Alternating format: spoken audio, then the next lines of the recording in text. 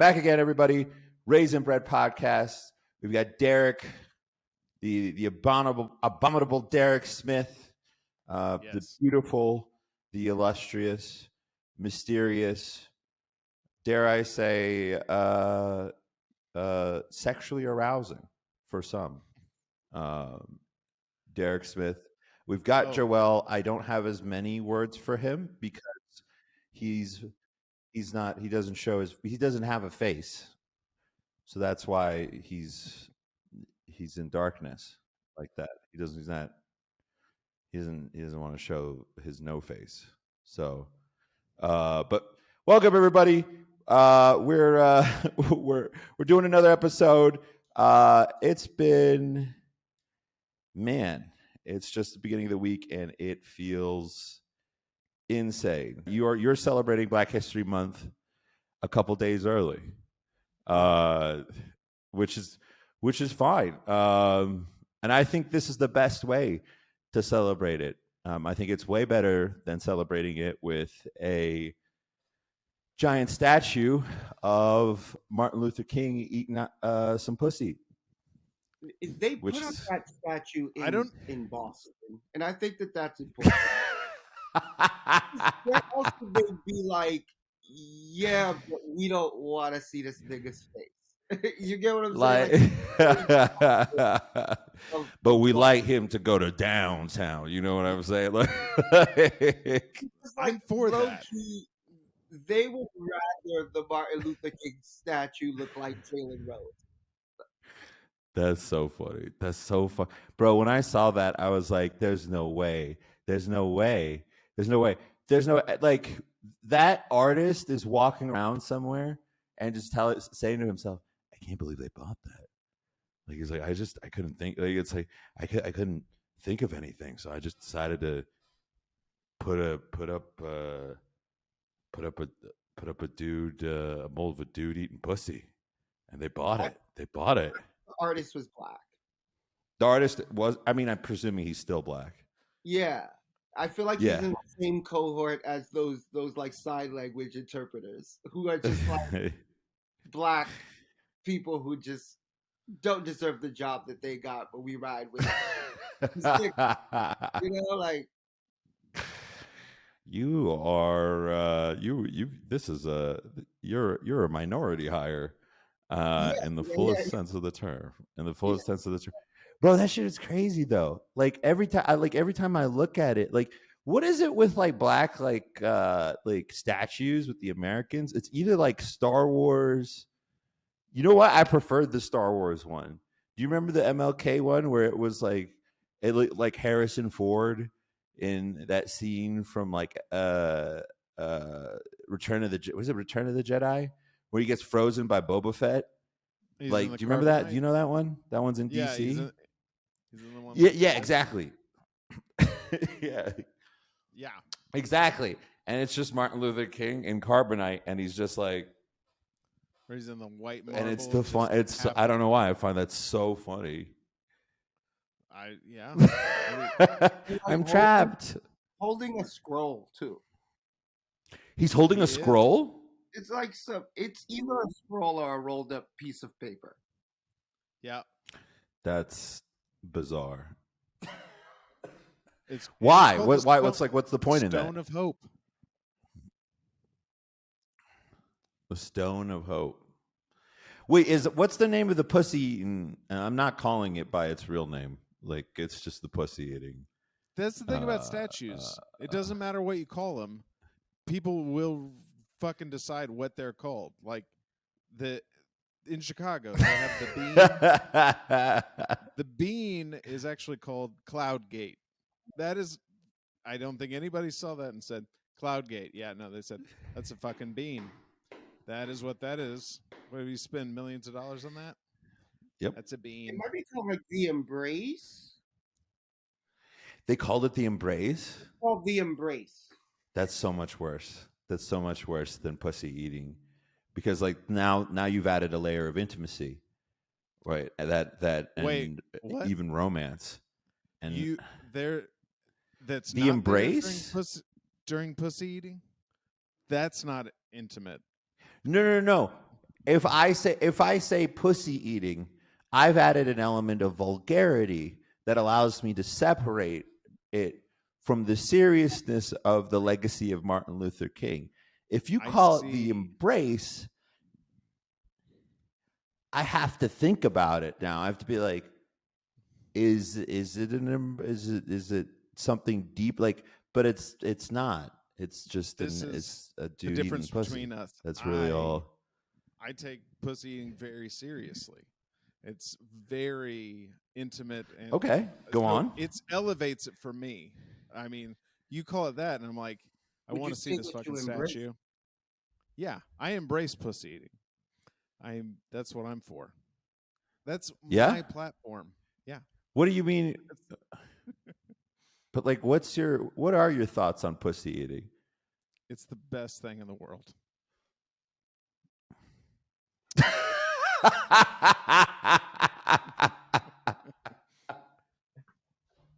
the best.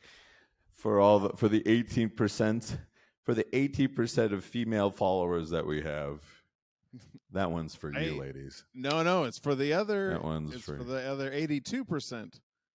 Fucking eat pussy. Do that, or don't. If you're gonna do it, do it with passion. This is taking a different. I think you should. Gives passionless. What's passionless pussy eating? What's passionless pussy? I mean, I guess you could. One time. Oh, yeah. There are tons of guys that are out there, guys and girls, giving up, like real sad pussy eating, and it's really upsetting. Women are upsetting. Yeah. The retail worker pussy eating. Yeah. What? You know that soulless look that retail workers have when because of course they don't want to be there.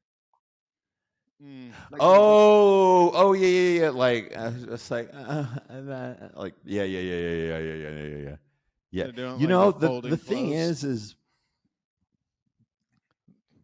just okay. Just yeah, that's it. I know that. Yeah. They're just saying some people eat pussy like they're folding clothes. You're just doing your taxes. You're eating pussy like you're doing taxes, or filling out a form at the doctor's office.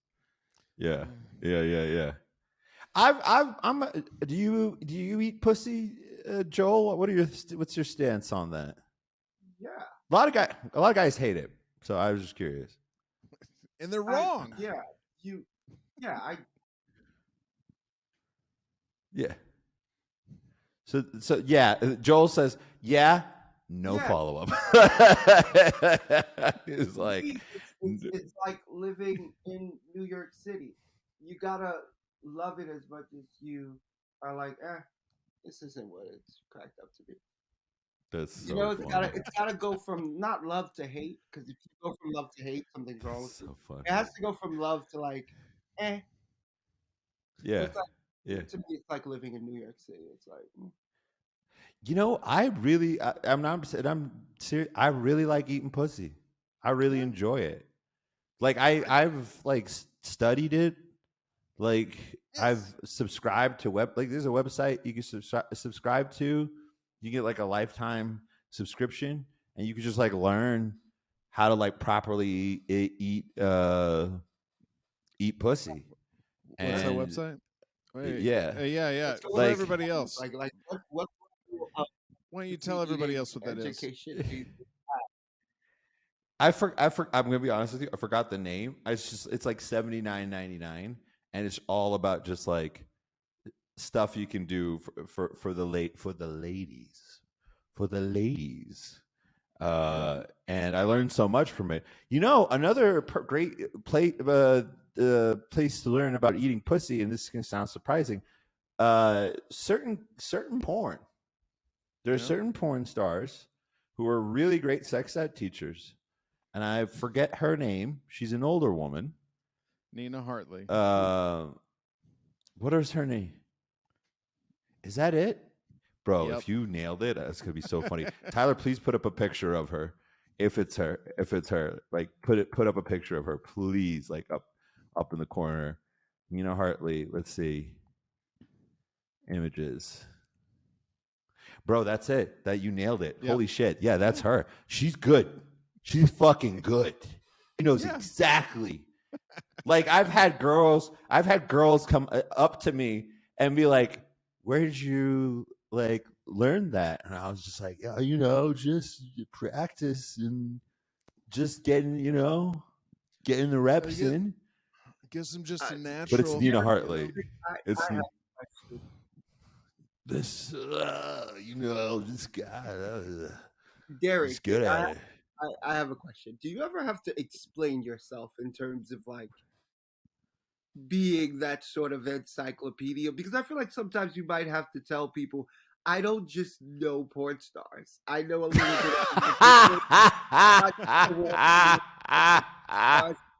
No. I promise you, it happened to my friend in college, right? Like we're driving through downtown, and he's just like going through the history of all restaurants, and he happens to be a bigger guy, and I start to see that the room is starting to betray him. Like the people are like, "Why does this fat kid know every restaurant?" And I had to like announce it. I had to be like, "Listen, he's just super smart. He knows about everything. He doesn't just have a restaurant expertise. I need you to clarify to people that you're not just a walking Rolodex of porn, or maybe you are. Maybe you are." I mean, the thing I'm about not. Go on. I think we just got lucky on this one. I know a little bit of history, and it just happened, and that was just like you ever seen Slumdog Millionaire?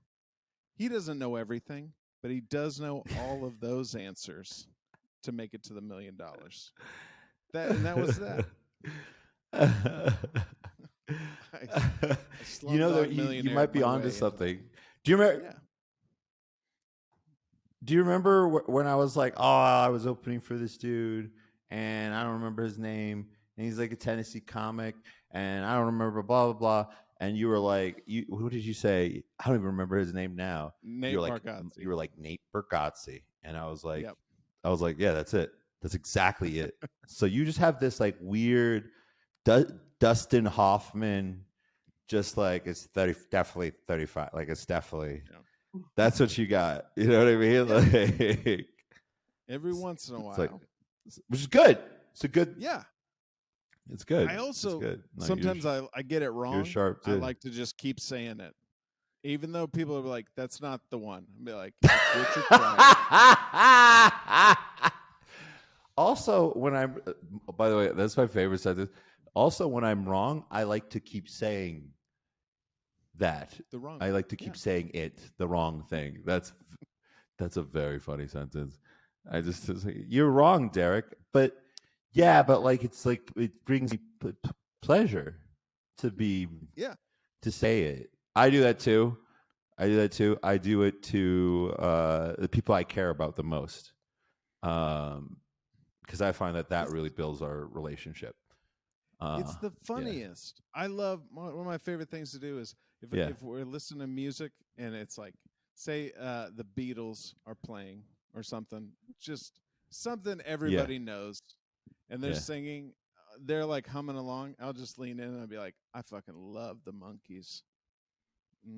And they will just be like, like, I know, I'm just saying. And you'll be like, yeah, it is. Yeah. You don't double down? I would double down. I would be like, oh, yeah. Yeah, it fucking is. You don't know shit. Yeah. It's just, I'd be like, I like to do, that's a thing. That's a thing that I do and I don't think it's healthy, but like if I find out somebody like cares really deeply about something and they're like irritating about it, like I'll just be like, nah, it's not that. Like if someone's like super not religious, I become like super religious. I'm like, you're wrong. God is real, and you're going to burn in hell. Good, right? And then if somebody's like, God isn't, or God is the greatest, blah blah blah. I'm like, nah, God's a bitch ass nigga, and you don't know what you're talking about. Like that's just who I am. I don't know if it's a do you think it's like a comic thing?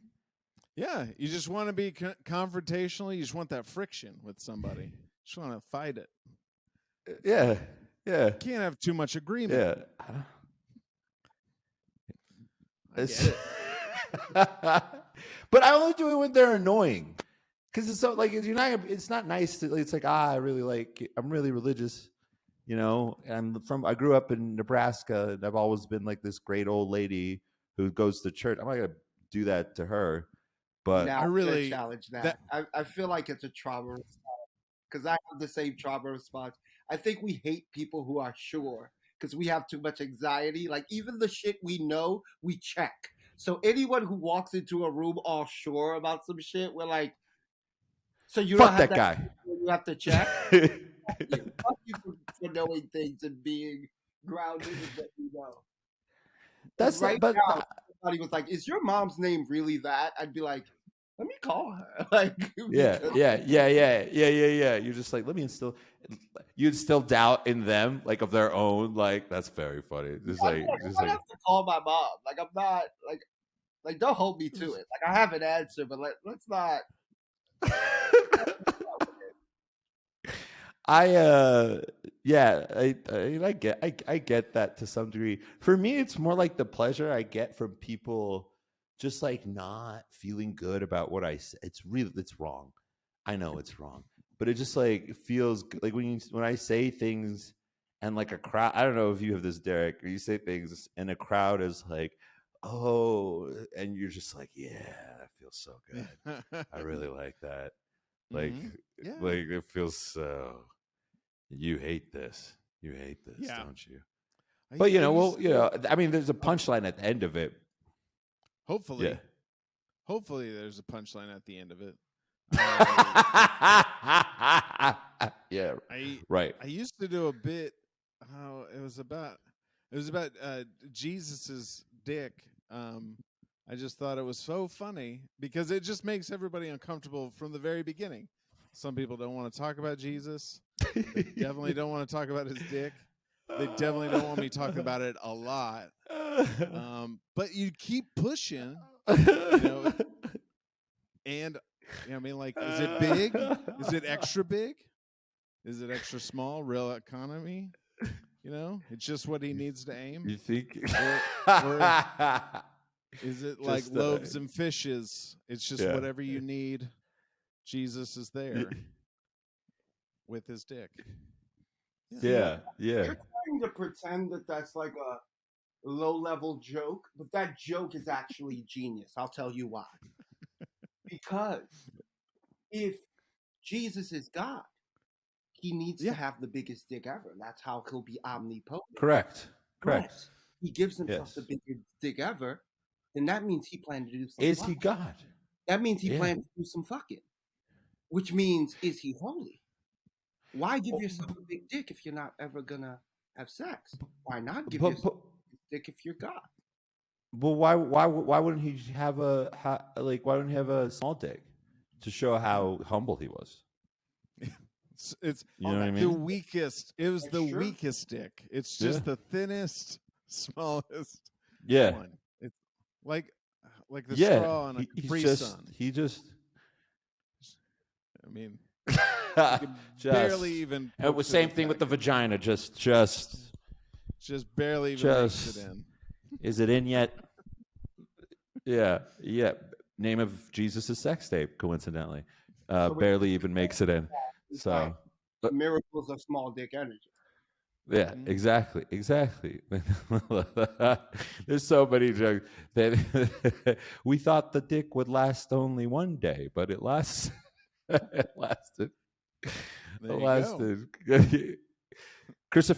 Crucifixion, resurrection, and it's in there. It was there in our face the whole time, right? Chocolate bunnies. That's what it's about. That's anyway. I can't believe we're talking about Jesus dick. Shout out to Jesus. On jokes that we had that split the room. I had one. I'm gonna start this by saying I'm glad the screen is dark.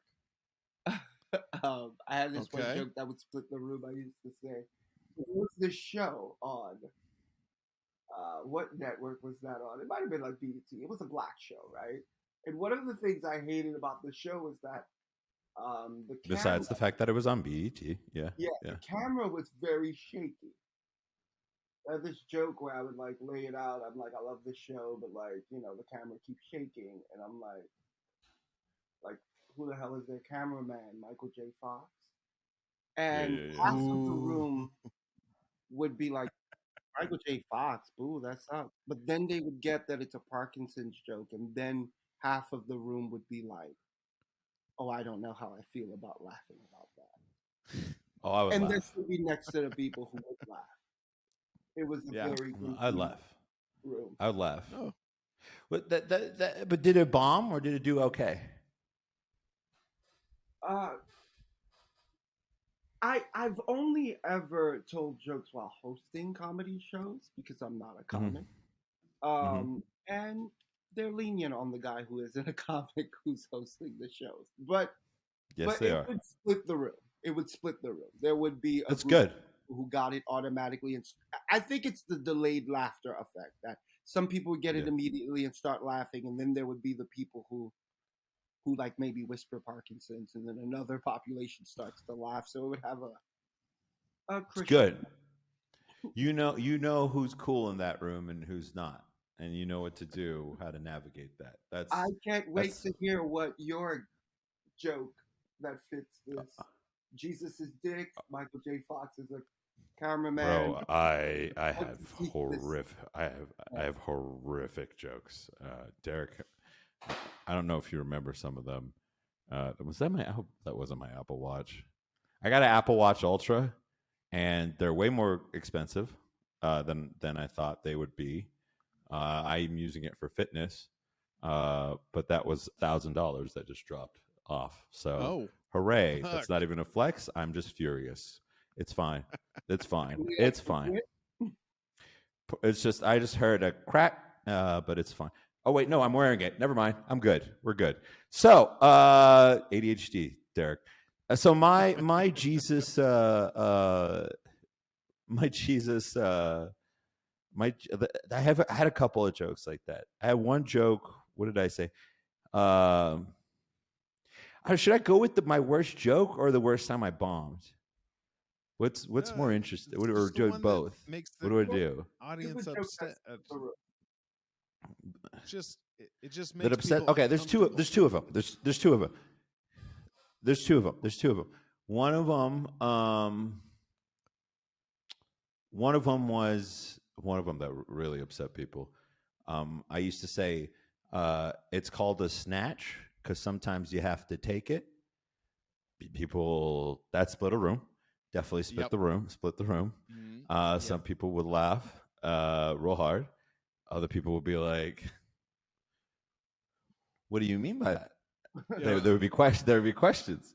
Yeah, and another one I used to do was with that split the room. And you know what? It depended on where I was. Because if I was in the Midwest and I did that joke, they fucking love that shit.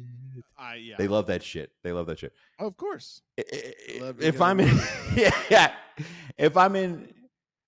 exactly. If I'm in Chicago, if I'm in Logan Square or at Kohl's, it's a little tougher. It's a little rougher.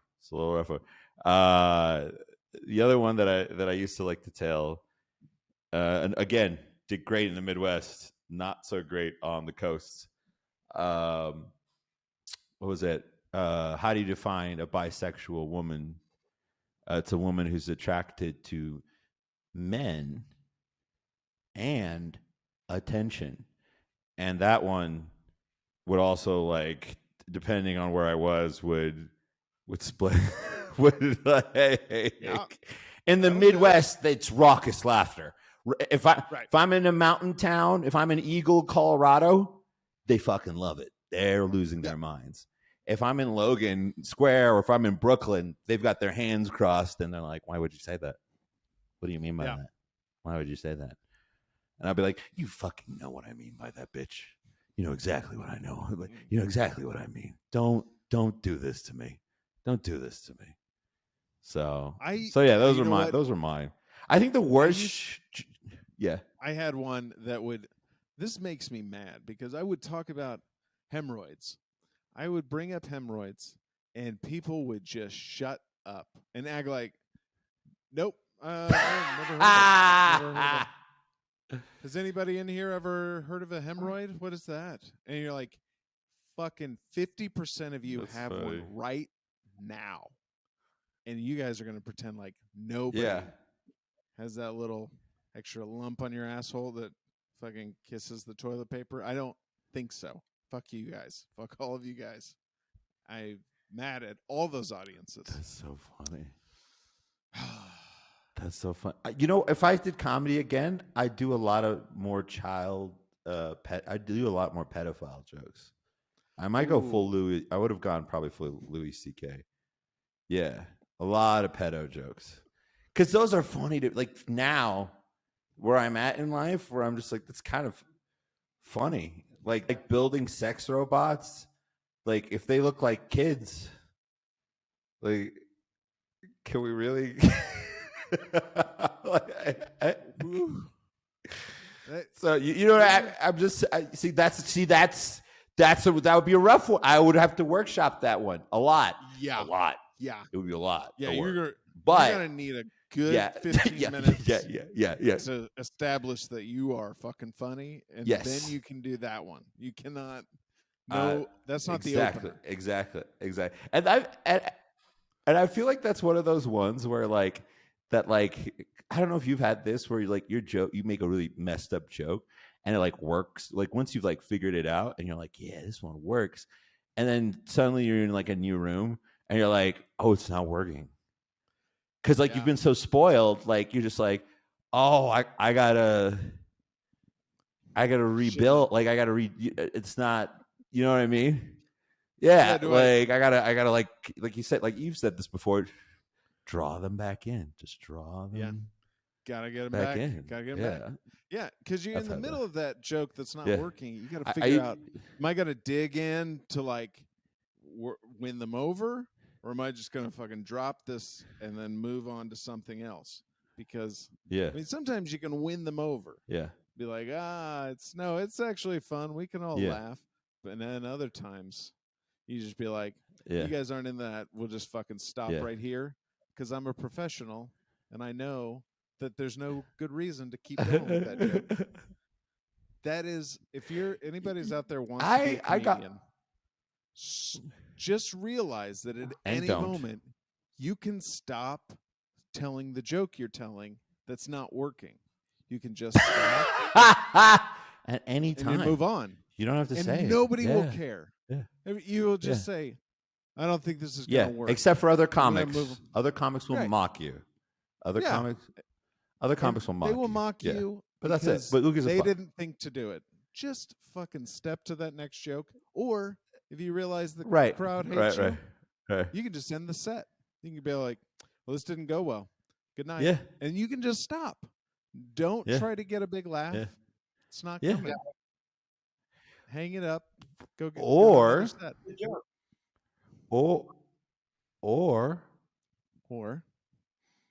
you could continue what you're doing and hate fuck the crowd until they've reached some sort of submission. Will that work? No, probably not. It won't. But for me, sitting in the back, I'm gonna enjoy funny. that. Yeah, I like that. Yeah, it's a little. It's a little bit funny. It's a little bit funny. Watching somebody fucking die and refuse to die is funny for me. Not the people in the audience, not the person on stage. Everybody is terrible. But for comics, it's so funny. It's so. Oh yeah. The first time I bombed on a black hole, dude, I still remember that bomb. You know those bombs you feel like you're just like, like it's almost like you're Vietnam. You're just like, the great bomb of 07. Like I had a bomb. It was my first time in a black room, and it was in Southside Chicago. And I'd never done a black room before because I started comedy out in Denver. Right today, Derek, I sent you a copy of Hey, what can I do by Led Zeppelin, just to give the people listening an idea of who I am, what I grew up listening to, and I remember, my jokes were like to give you an idea, Joel, just like dragons and wizards, but like layered by like kind of cerebral stuff. Like I used to hate Baron Vaughn because people used to send me clips of him and be like, "Oh, you're like a lot like this guy," and I don't think they realized how furious that made me because it's just like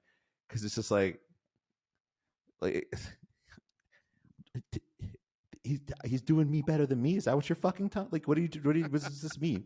But like, it's kind of the same similar. Used to make me furious, Derek. One time, my friend sent me a clip of him on a show. She was like, "Oh my god, he reminds me so much of you," and I was like, "You fucking bitch." I thought so. Black crowd doing the bit, and I'm doing Joel. I'm doing the first sort of 5 minutes I'd worked on real hard before I moved to Chicago.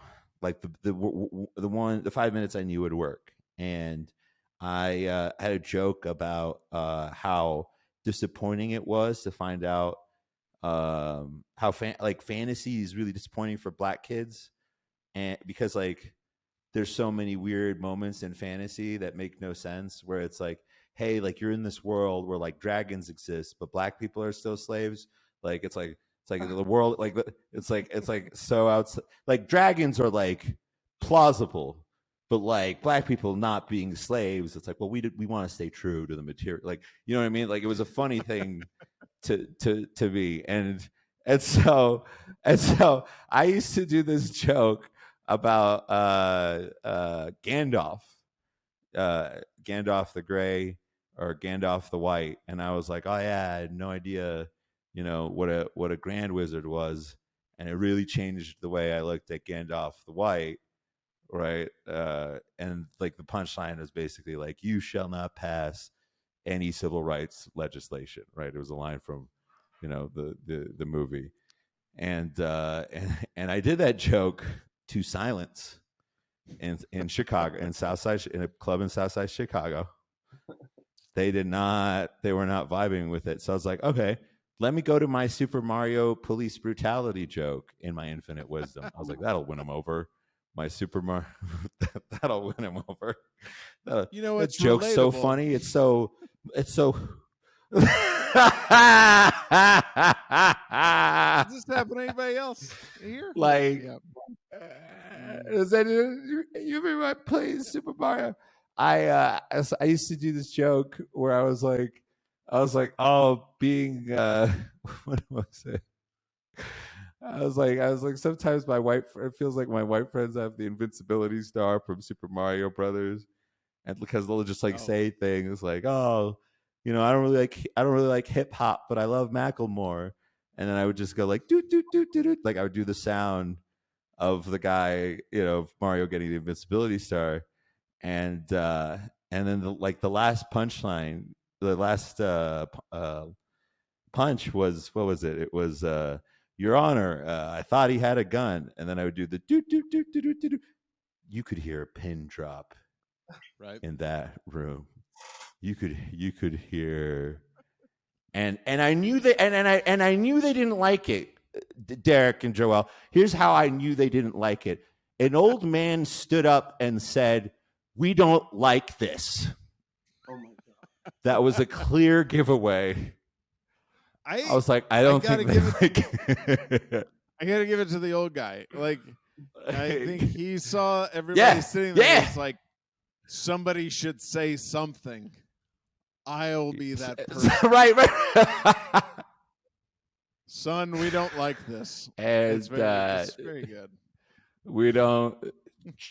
just 8 old black women with their looking exactly like my aunties, just arms crossed, legs crossed, looking up at me with disappointment. And that, and that, he stood up. Yes, he did. He stood up. He stood up. He stood up from the back, and he said, I was like, I wonder if they like this or not. And he stood up and answered immediately, "Hey man, we don't like this." And I was like, "Yep, I got that." And I got off stage. And one of Derek, is the Comedy Bar still open in Chicago? Are they still around? I think so. Do you know? I'm pretty sure they are. Okay, Comedy Bar in Chicago. One of the black managers of the Comedy Bar, one of the black bookers at the Comedy Bar comes down, and he says to me, "Hey man, that was a little rough, but like, I'm going to book you to a place where I think you'll do really well." And it was the Comedy Bar. And if you don't know anything about the Comedy Bar, it's considered one of the white clubs, or the more diverse sort of, white clubs. It's downtown. And it's downtown. And I went there next week, and it was booked for a show, and I fucking crushed. And let me tell you something. I was furious. I was furious. I was like, really? So this is what he knew. Yeah. He's like, let me take where this fucking nerd will do well. Yeah. So downtown anyway. Chicago. What's funny is I imagine. Right. Stood up to you is not even an asshole. He's like a deacon at a church. He's like a really kind, great man, but he felt like what he was doing was the heroic thing. He was putting out of their misery. I felt so bad. But I eventually learned how to work black rooms. But man, that was a rough go. So did you stop doing that joke in black rooms, or did you find a way to do that joke in black rooms? I found a way to do it. Yeah. A similar joke. I used to tell this joke where I'm like, I can't stand white women who believe in witchcraft but don't believe in racism. Yeah. It's like, you mean to tell me you think that laying down these cards is going to plan out your life, but you don't think that the 15th time they shot a nigga, it was because he was black? Right. Like, it's a very similar joke. That's very funny. No, I like that one a lot. Oh man, I always remember hearing people talk about going to the rooms on the South Side, and they would be like, I told them, I've got a lot of black friends and stuff, and they didn't like it. And I was like, you think that impresses them? Yeah, they've got black friends too. What do you special? Jesus. That is so funny. No, it's funny. Yeah, they're just They're just working a black room is it was a different beast. But I figured it out, and I'm glad, because God, man, those shows are so much fun. Man. Sometimes you do the, I love the Lodge. You know that. I love the Lodge so much. But sometimes I'm just like, okay, I get it. You're high concept, man. Can you just do something? Can you be like Mary Lee, right? And just do an impression of a Motown singer who's Mary Lee, by the way, Joelle, is this probably my favorite. She's nuts. She's probably my favorite female comic in the United States. She's a Chicago comic. She does this amazing Dreamgirls-like Motown rendition of an old man's penis getting hard for her, and it's one of the funniest things I've ever seen in my life. God. And she's just like, and I'm gonna love you, and it's so fun. I used to put on Mary Lee. One time I had a headliner, like a national headliner, like a girl a woman who was like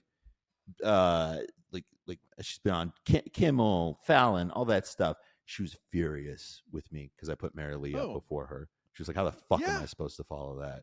Right. That's how funny. Meryl Lee is one of the dirtiest comics I've ever seen, and I talk about dicks a lot. Disgusting. I talk about dicks and cum too much all the time. It's uncomfortable. And me and her both. I don't like it. All right, look at each other and we're like, "You're fucking gross. You fucking do some dirty material." Yeah, I love Meryl Lee. She was so awesome. Wait. In your experience, I kind of want both. She's of y'all, great. but like in y'all experience, does it feel a bit more rewarding when you kill in a black room? I'm wondering if it's the tougher room for everybody, or if it was just a tougher room for you guys. And does it feel a little bit more rewarding when you kill in that room? No, it was tough for the first couple of times. Then when you figure it out, it's like, I'm sorry, I'm eating. Then when you figure it out, it's just like, all right. So it's not that one's more rewarding or not. I think here's what's more rewarding. Getting over that hump. I think that's more satisfying. Figuring out the room that was hard to you. Yeah. But that it didn't take me, it's not like it took me like years. I was like, okay, here, let me observe them. What do they appreciate? Okay, confidence. Great. All right. So even if I'm being weird, which I am, as long as I deliver it 100% as like authentic, like black people fucking love authenticity. That is at least that's my experience. You can be the weirdest dude in the world, but like if you just deliver it like with no unabashed, no fear, they'll fuck with you. It's like and I like it. I like that. Kind of like cursing. So, like if you're gonna curse, if you're gonna fucking say you're gonna say a cuss word, you got to say it for real. You got to say it all the way through. It just doesn't come off good when you're like, yeah, I was out and I fuck this girl. It feels fucking disgusting when you say it that way. Yeah, you wait till you see my Joel, have you ever seen Dick? Yeah. Everybody out. I mean, that would change the song a lot, Derek. Is wait till you see my dick. Wait till you see my. That's wait. Well, you see it. It's so good. Don't whisper. It's a nice dick. Don't whisper. I imagine that Jesus offered people. What's that? I imagine that's how Jesus offered people. Wait, hey, child of God, have you heard the word of my dick? Have you? Do you know who my dad is? You should meet my. Do you know who my father is? Yeah. Do you think you ever said that? Do you think Jesus was a?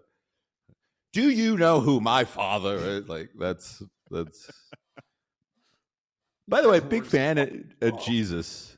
I'm not saying, I'm not. I think he could have been wonder a little sometimes more clear with his message. I think he could have done a little bit better. Because people are out here acting fucking stupid because of him. It's just like it's so. It's not because of him. It's because of them. And I don't think it's his fault. I feel like, but if he's again, so fucking it's smart, back to that Louis C.K. bit. He should have known. If he came down here, he should have known. What? How much can you control people? Like Pentecostals are a thing. Like if he came down and found Pentecostals, he'd be like, "What did you guys? What was the donkey? You thought the donkey part was the most relevant part?" For anyone who doesn't know, I'm fascinated by Pentecostals. For anyone who doesn't know what a Pentecostal is, they're people, they're religious people. They speak in tongues. Their like whole thing is that, and I'm not Christian, by the way, Their whole thing is just like, what is it? What is it? Is it Paul? Somebody hits a donkey, and God gives the donkey the power to speak, and the donkey's like, oh no, Balaam. Balaam hits the donkey. There's a guy named Balaam in the Bible who hits the donkey and hits a donkey, and the donkey gets infused by God, and he says, "Don't hit me, Balaam. Stop hitting me." And that's it. Like Eeyore And from Winnie Pentecostals the Pooh? they just ran with it. Pentecostals are like, yes, exactly. Eeyore from Winnie the Pooh. And Pentecostals were like, talking donkeys, y'all. That's what God's about. Talking donkeys. Don't drive a fucking Hyundai Sonata. God said don't, those are God's commandments, according to Pentecostals. I'm a big fan of Jesus. Big fan of his work. Oh you tried. God. Yeah, you tried. You All tried. right. I have a friend tried. who's a ex Pentecostal minister, and I'm going to be asking him about. Why haven't you introduced me to him immediately? You want to meet him? Talk to He's him the about guy who Balaam. wrote the No. the I'll meet him. unbreakable jokes, the dirty Laffy Taffy jokes. Brad Chad Porter. I want. He was Cody. Yeah, Chad Porter. Yeah. No, bring him, please.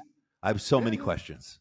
Many questions. Yeah. I mean, yeah. Yeah. I mean, between him and then, man, I love some of the fucking things. Like, there's a part in the Bible where some kids were making fun of a prophet because he was bald, so he calls down on God to smite those children, and a fucking bear chases down and just mauls the children that were making fun of him. And I love that. I love it. That's exactly how I would feel. Yeah. If somebody makes fun of my bald spot, I would like a bear to fucking, revenant that person. To come down. I would like that. Yeah. Revenant. He's used revenant as a verb. Yeah. I mean, I 100% agree with the bear. I think the bear was in the right on that one. Again, animals, such a strange role they play in the Bible. They just talking to people, mauling people who talk shit about prophets, donkeys. Do you think like if Jesus came back and like, wait, no, I don't think this is my joke. Someone does this joke. I think it's Jared something.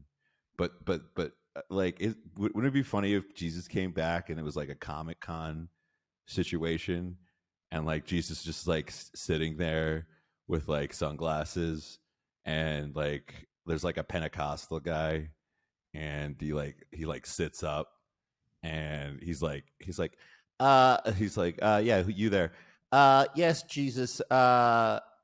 Isn't it not true that the truest part of the Bible is the story of Balaam and the talking of Balaam and tongues? And Jesus is just there with sunglasses on, and he's just like looks over at Joss Whedon, and he's just like, "Can you believe this fucking guy? Every year with these fucking people, every year." I didn't write that story, okay? I didn't even fucking write that story. I think Paul wrote that story, right? I don't even know. Like that. I was already dead. You know what I think about all the time? Like, what if God is real, right? But the Bible just got out of control. Like, and he just couldn't put the toothpaste back in the back in the bottle. Back in the Bible. Toothpaste back in the Bible. No, you nailed it. Yeah. Right. And maybe he like sometimes, like at one point he read the Bible and he was like, "I'm supposed to give y'all a what?" He was like, heaven? Who started that? Like, what if he had no intention on building any sort of heaven, any sort of hell? He's just like a divorced dad or some shit, like ready to live the rest of his life lazy. And then he reads the Bible and he's like, "Who the fuck made these promises?" He's like, I don't go ahead, fuck each other in the butthole. I don't I have so much to do. Like, I'm really busy. I don't care. Okay. I think I told Derek this. Louis C.K. has this really amazing joke where he's just like, if God came down and found what we were up to, and was just like, "Hey, what are you doing?" And we were just like, "All right, we're going to work." And God's like, "Well, what's work?" And we're just like, "Oh, it's where you go get money." And God's like, "Well, what's money?" And we're just like, "Oh, money's what we use to like buy things like food." I was like, buy food. I left food everywhere for you. There's food. I put it.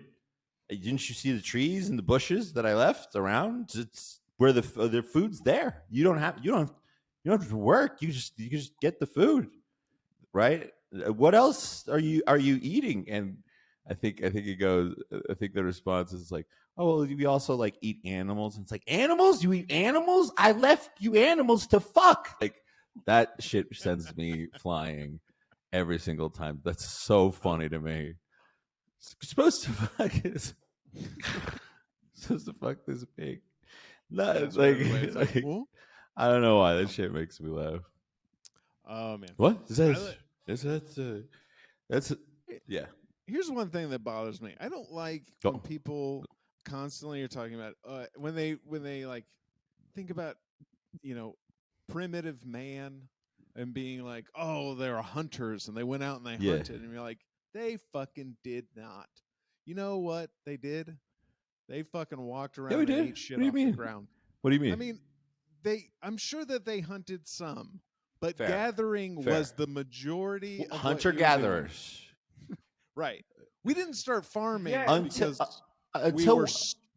we got bored with hunting. It was that we were better at gathering, and we thought it was easier. Make this gathering easier. We'll plan all the things here. We don't have to walk around random. A little bit of history on the hunting too. It wasn't as cool as we think it was. What they would do is the one human superpower, the only thing we are better at than literally any other animal ever. We're weaker than them. We're slower than them. We weren't always smarter than them in the way that mattered. The thing that differentiates us is feet. No, is our ability to walk. We can walk for a lot longer than them. So what hunting used to look like is a mammoth would see 60 humans running at it, so that mammoth would run. And then when the mammoth, which would arguably probably run much faster than us, would eventually stop running because it's tired, we would catch up and then run at it again. But the animals weren't smart enough to understand that the exhaustion, but we were. So we paced ourselves better. And eventually the mammoth would run the 100th time and collapse out of exhaustion. And that's when we would like spirit. Yeah, but that's not true. Native Americans. That's when buffalo. That's when the meat tasted the best. You know, when it was just really sweaty and tired, just really worn out. That's the best kind of meat. But I don't believe that. Native Americans hunted buffalo. We talked about Dinka the other day, Derek. But that was much later with much better tools. Like you could get a buffalo with a good. You could still get spear, but the narrative that like. No, I get what you're saying. Like, oh, gathering, like it happened, but it's like to be like, oh, hunting was never part of it. It's like, yeah, I feel like it was, or else it wouldn't have continued. What I'm saying, or my theory about scaring bulls with your dick size holds true, and you're admitting that I'm right. No. Nobody was hunting with dicks. That is not. But. You don't think a woolly mammoth saw that and were like, "You've got a woolly mammoth"? Man, no. I forget. I feel like I always forget how big elephants are, because this is how big they are. Okay, a bear will fucking destroy us. A bear will destroy almost anything except for a hippo. A hippo will fucking kill a bear every time. Hippos are and ferocious. Then a hippo. Won't even, and a hippo will attack almost anything except an elephant because it's like 1/4 of the size. It's just They will get fucking mad Yeah. and do the fucking turn, and then they see it's an elephant, and they're like, and you just see them walk away all fucking sad. Like, dude's a dick. I love it. I love watching hippo elephant interactions at a watering hole. It's the fucking best. I love watching that. You know me. I love watching crocodiles from arguably a uncomfortable distance. Elephants are sweet though. I mean, we don't really mess with them. There's of course they would be. An elephant. You stay far away from them. Yeah. They don't have to be so big. You know what I mean? They're not like they're the fucking. They're like the Yao Mings of the animals. They're so big. Of course they're gonna be nice. Who's gonna fuck with the elephant? Yeah. Yao Ming. Lions. Lions too. And I think we're the main ones that kill them. People. Yeah, we kind of suck on that one. Exactly. Lions will only hunt elephants if they're sick, and that's just the circle of life, right? But we will just hunt them for sport because we're terrible. Speaking of, we're getting into Lion and mosquitoes. The Lion King thing. I've heard of that. Oh my god, the hyenas. They live in the elephant graveyard in the movie.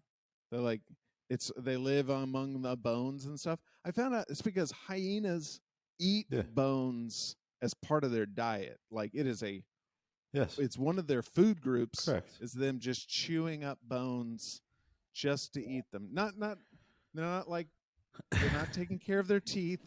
They're not just gnawing on it for fun. They crunch them up and digest them because they want the calcium. That's fucking crazy. Hyenas it's not. scare the fuck Let me tell you why. I love hyenas. Here's why.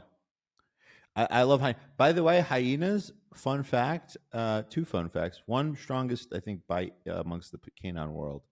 That's why they are capable of consuming bones. Yes. But number 2, and I think, Derek, you know where I'm getting at this. Female hyenas are rapists. Yeah. Let me explain why.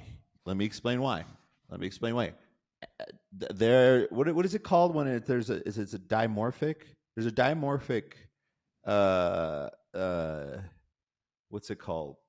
Imbalance between male and female hyenas. Yes, it is the clitoris. Yes, they've got 2 of them, right? Each female hyena is just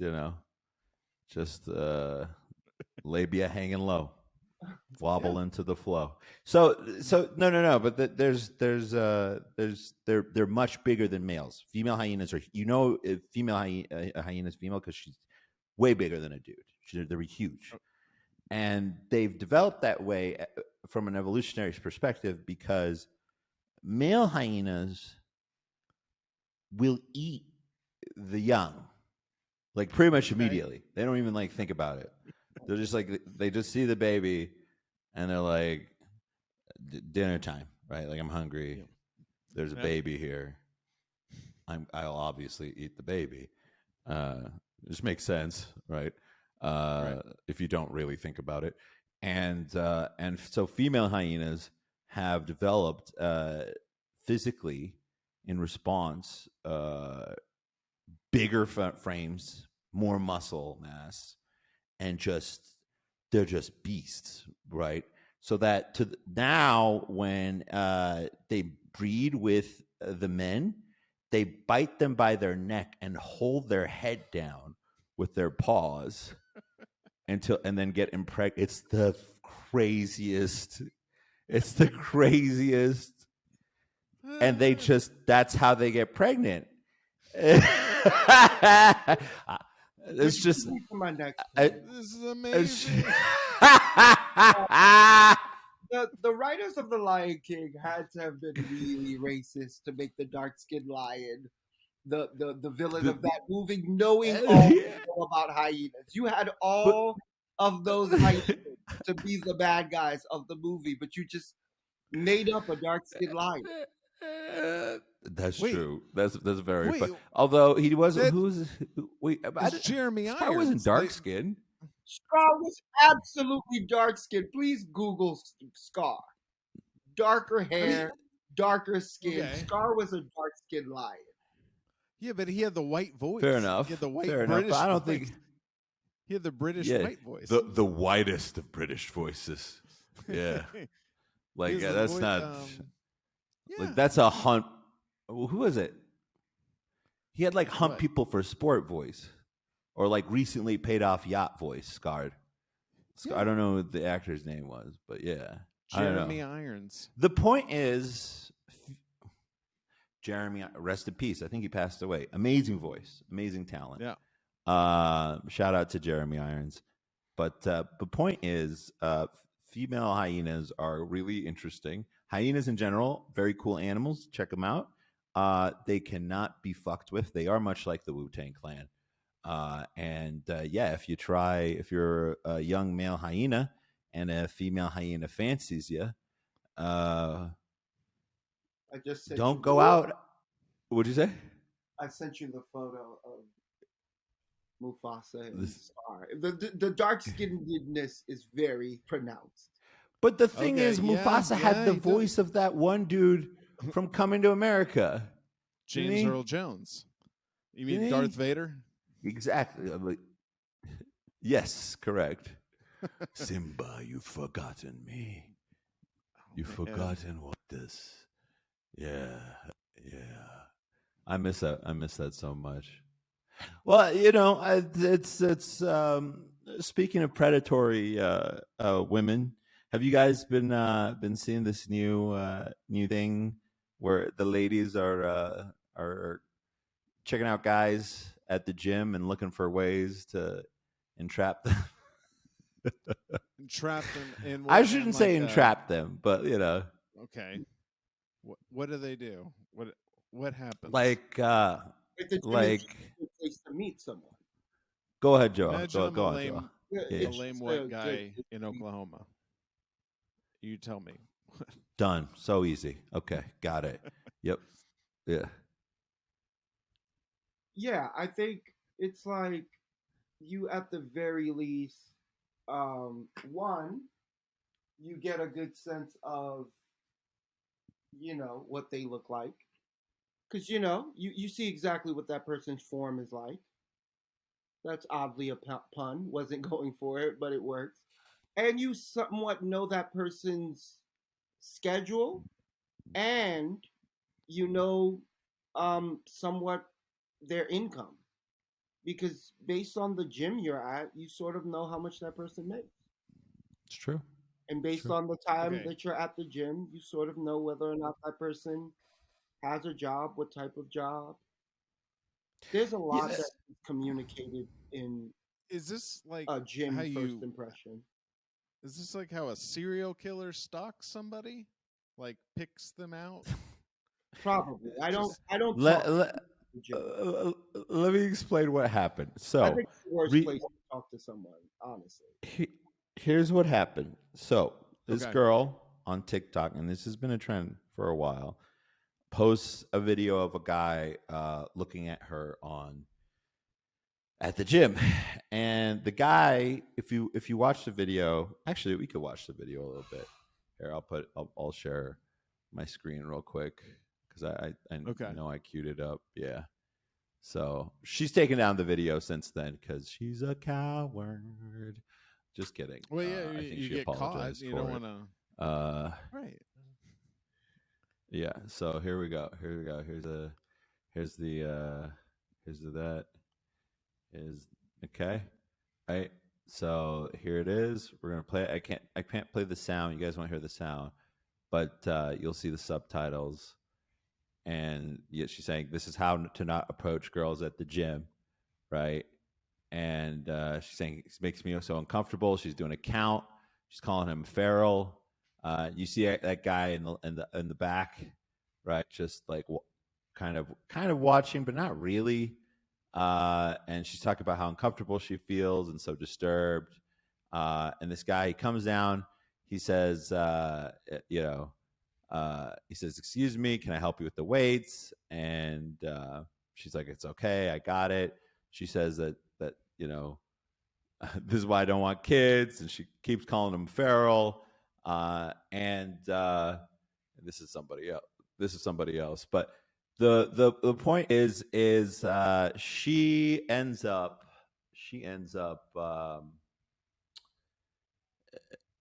apologizing because what actually happened was, and if you watch that video closely, the guy doesn't seem to be really like observing her in a sexual manner. What it seems to be is that he's just either waiting for her to finish or is just trying to um, I don't know. I think he's just, sometimes when you're at the gym, you're just like looking around. You're not really paying attention to people or necessarily trying to like flirt with them. I think he was trying to just like get the squat rack because he went up to her and was like, "Oh, do you need help taking those weights and putting them back on the rack?" Because that's what I do when I want to get a squat. Yeah. When I want to get a rack. But she went crazy and posted that video. Said he was a stalker. Said that he was a creeper. That he made her terribly uncomfortable. That it reminded her of all these sort of past traumas, and that he, was like, part of the reason why, she had such like a horrific sort of opinion on men. Like the woman went on and on. And then she got called out by the internet hard. Okay. Hard. What were the call outs? I saw all kinds of things, man. I saw people going. Well, people if were I know rough. anything about People were rough. women and People the were internet, it was probably super nice, real chill. They not were great. fucking nice about Yeah. it. She probably went into hiding after this because people were looking for her. Oh, she definitely did. She definitely did. Yeah. I don't know. I have a few opinions. I want to hear your opinions. What do you think, Joel?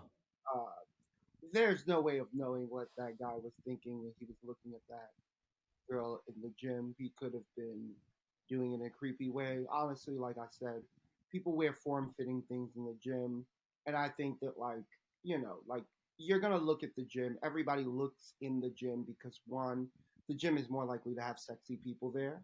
Two, the gym is a great place to people watch because the truth of the matter is none of us know if we're doing it right. So we all stare at the people who are doing it right? And that's one of the things, that's some of the bail that I'm willing to shoot guys at the gym is that sometimes when I catch myself really looking at a woman at the gym, it's because women are better at form. One, because no, they're not. no, but that's fine. No, they're not. But that's fine. See, we can disagree. In what I'm used to, women are a little better at form because they don't do, what's the word for it? They don't do that thing. It's like a something lift where you're lifting 20 pounds more because you're trying to look They strong. don't overextrain. Yeah. Okay. Yeah, there's a word for that type of lift. It's like a. Yeah, but they do that too. But that's fine. Go on. Yeah. I think they on average they tend to lift lighter and tend to like retain form a little better. But like the point stands that we all stare at the people who have the best form because we're learning how to do it as we go along. And sometimes we just look at people for inspiration because it's like, oh, I haven't thought of that exercise in a while. Let me adopt. Right. But at the end of the day, true. we don't know why he was staring. We know that he was staring. The second part of it is that like. Oh yeah. I used to stare at a guy at my gym. He would get on the fucking Stairmaster, but he would fucking dance the whole time. He is doing the stair stepper and he is fucking dancing. Did you kill him? Did you kill him? No. Yeah. He was having the best time. It was like 5 a.m. and he is having the best time. Everybody else looks like we want to die. I kind of like that actually. Yeah. And it was like, yeah. I mean, he would turn around like stepping up backwards. I mean, he was fucking having a great time. And yeah, Was we he an all old stared guy? at Was he him. an older guy? No, he was like 32. Just a big, Really? big, stupid Just a shorts. weirdo. Like 1995 Yeah. basketball Just shorts. like if just fucking like looked if like a finger crazy guns person. was a person. Yes. Yeah. Exactly. Yeah. That is exactly what this Yeah. person was like. Finger guns. Yeah. Made me laugh. I also loved think it. it's weird to be a person in an overcrowded city, and we all have to like practice not looking at anybody in an overcrowded city. Yep. Like you're in a gym in Chicago or New York or LA. It's a lot of people at the gym. Like you can't look in any direction without your eyes landing on somebody. And especially it's fucking January. The gyms are crowded right now. It's Unfortunately. hard. It's hard not to stare at somebody at the gym right now. And like I don't think to me. Listen. Maybe I'm not at my size, being a big man. I'm not the best. Uh, I don't have the best nose for creepers. I haven't had to spend my life, being hyper aware of creepers. Like I, like the gazelle listens better than the lion does. Hilarious. The lion falls asleep in the jungle. The gazelle just goes over there to drink water. You get what I'm saying? Like, Right. we have different relationships to danger at my size. Like, I get it. But at the same time, with my limited knowledge of a creep stare, it didn't much look like a creep stare to me. It looked like it looked like to me the same thing you're saying. He was looking in that general direction. He could have been looking at the equipment. He could have thought she was cute. Both things are possible. My biggest takeaway from it is like, why do you get to be an asshole and a saint at the same time? That's the thing I don't like. Like, What do you mean by that? That's fascinating. you're Extrapolate recording that. a stranger without their Yes. permission in Correct. a public space, and Correct. you, without giving that stranger the knowledge that they are being recorded or the ability to defend themselves or explain themselves, you're uploading it only your side to your social media with your commentary alone, and not and I would get it if you were like, yeah, I'm at the gym trying to catch a workout. This guy is glimpsing over. I find it super annoying. I wish he would leave me the fuck alone. I'm trying to work out. This is my space. Why? Because when you do it like that, you're also an asshole. Both of y'all are assholes. He's the creep looking. You're the person telling asshole commentary. But when you do that, while also having the commentary of like, I'm a victim, I'm being stared at, it's turning this into a hostile environment. It's like you kind of get to be an asshole and a saint in that moment. And there's something about that makes you, It's I don't know, it's called a cry bully. Yeah, like if you skip the line at the donut shop, admit that you're doing it because you are 15 minutes late to work. Don't pretend you're bringing those donuts to the hospital that your kid is dying of cancer in. That's not true, bruh. You're a cop. Yeah. You're bringing those donuts. You know what? You're put kids in the hospital. Let's be honest. Like be who you are. Be who you are. Right. I like this idea that we have to practice. Go on, Derek. Like we got to practice not looking people in the eye when we're in. I think we got to start marketing and selling those white contacts that just make you look like you have no eyes at all. You just sell those. You wear those in the gym. Nobody knows what the fuck you're looking at. Like if you want to be a creep, pretend you're blind. That's what Derek Smith is offering. Yes. Right. Yeah. No, I'm saying you send you your come out letters with your eyes completely white. Nobody's looking at you, and they don't know what you're looking at either. I think that just helps. You're not making eye contact with anybody. You could do the same with sunglasses. You could do this. You could do that with sunglasses, Derek. You don't need to get white contacts. I can't wear sunglasses while I'm working out. I look like a freak. I mean, you look like a cop. Let's just say, or a narc. You definitely look like a narc. You would look like a fucking cop. You look like a narc. I don't feel bad for this woman. Yeah, I don't feel bad for this woman. I think she's a terrible person. I don't think she's that cute. Actually, she's chubby, so that guy was in way better shape than her. So she's lucky he looked her way. Um, if he was looking at her way in that manner. Hell yeah, bro. The fuck that bro, that dude looked way like he had way more diesel and was in the gym way more. You know, jelly roll over there. Like Yeah. that's the thing I'm sick of with American women is just like not all of you They're not are fucking attractive. jacked. And I know that's hard. He is That's Basil's not that's not what for I said. yoked He's women. He wants fucking guns. Where are you? no no no If you're no. not- No no no. He No no wants no. big shoulders. You big you fucking, you know. I swear to God, I will back of the hand. I don't care how tall, much taller than you are than me. I will find Oklahoma. I will find Oklahoma. Like I couldn't find it. Like as soon as I figure out where Oklahoma is. Like, Right. no, I just it's more like I'm tired of like she's clearly not well. No, She's not well. probably not. Like because like no one normal like look, maybe you had a bad interaction with a guy. Yeah. It actually you probably did. Yeah, knowing Guaranteed. guys. I'm gonna. Yeah. We can go ahead But- and say it. Yeah, It happened. But we yeah. yeah. Yeah. But here's the thing. Here's why I don't have that much empathy for that either. Men have bad experiences with women too. Right. Yeah. And if we were to take I don't think that's true though, because we get to be bigger, you know, and getting to be bigger in a bad experience does make a difference. You No, know? it doesn't. No, it doesn't. No, it doesn't. Not if you use like like what was this woman using? She wasn't trying to hit him. She was trying to shame. She was using psychological like abuse and psychological manipulation to make him look bad in front of because this chick has over 500,000 followers. She knew exactly what she was Whoa. doing. She was I trying to didn't know get that. him in trouble. Yeah, Yeah. she Yeah. so it's it's deliberate, right? And Okay. that's why I don't Black man don't feral. Like pardon that's me. black man being called feral for.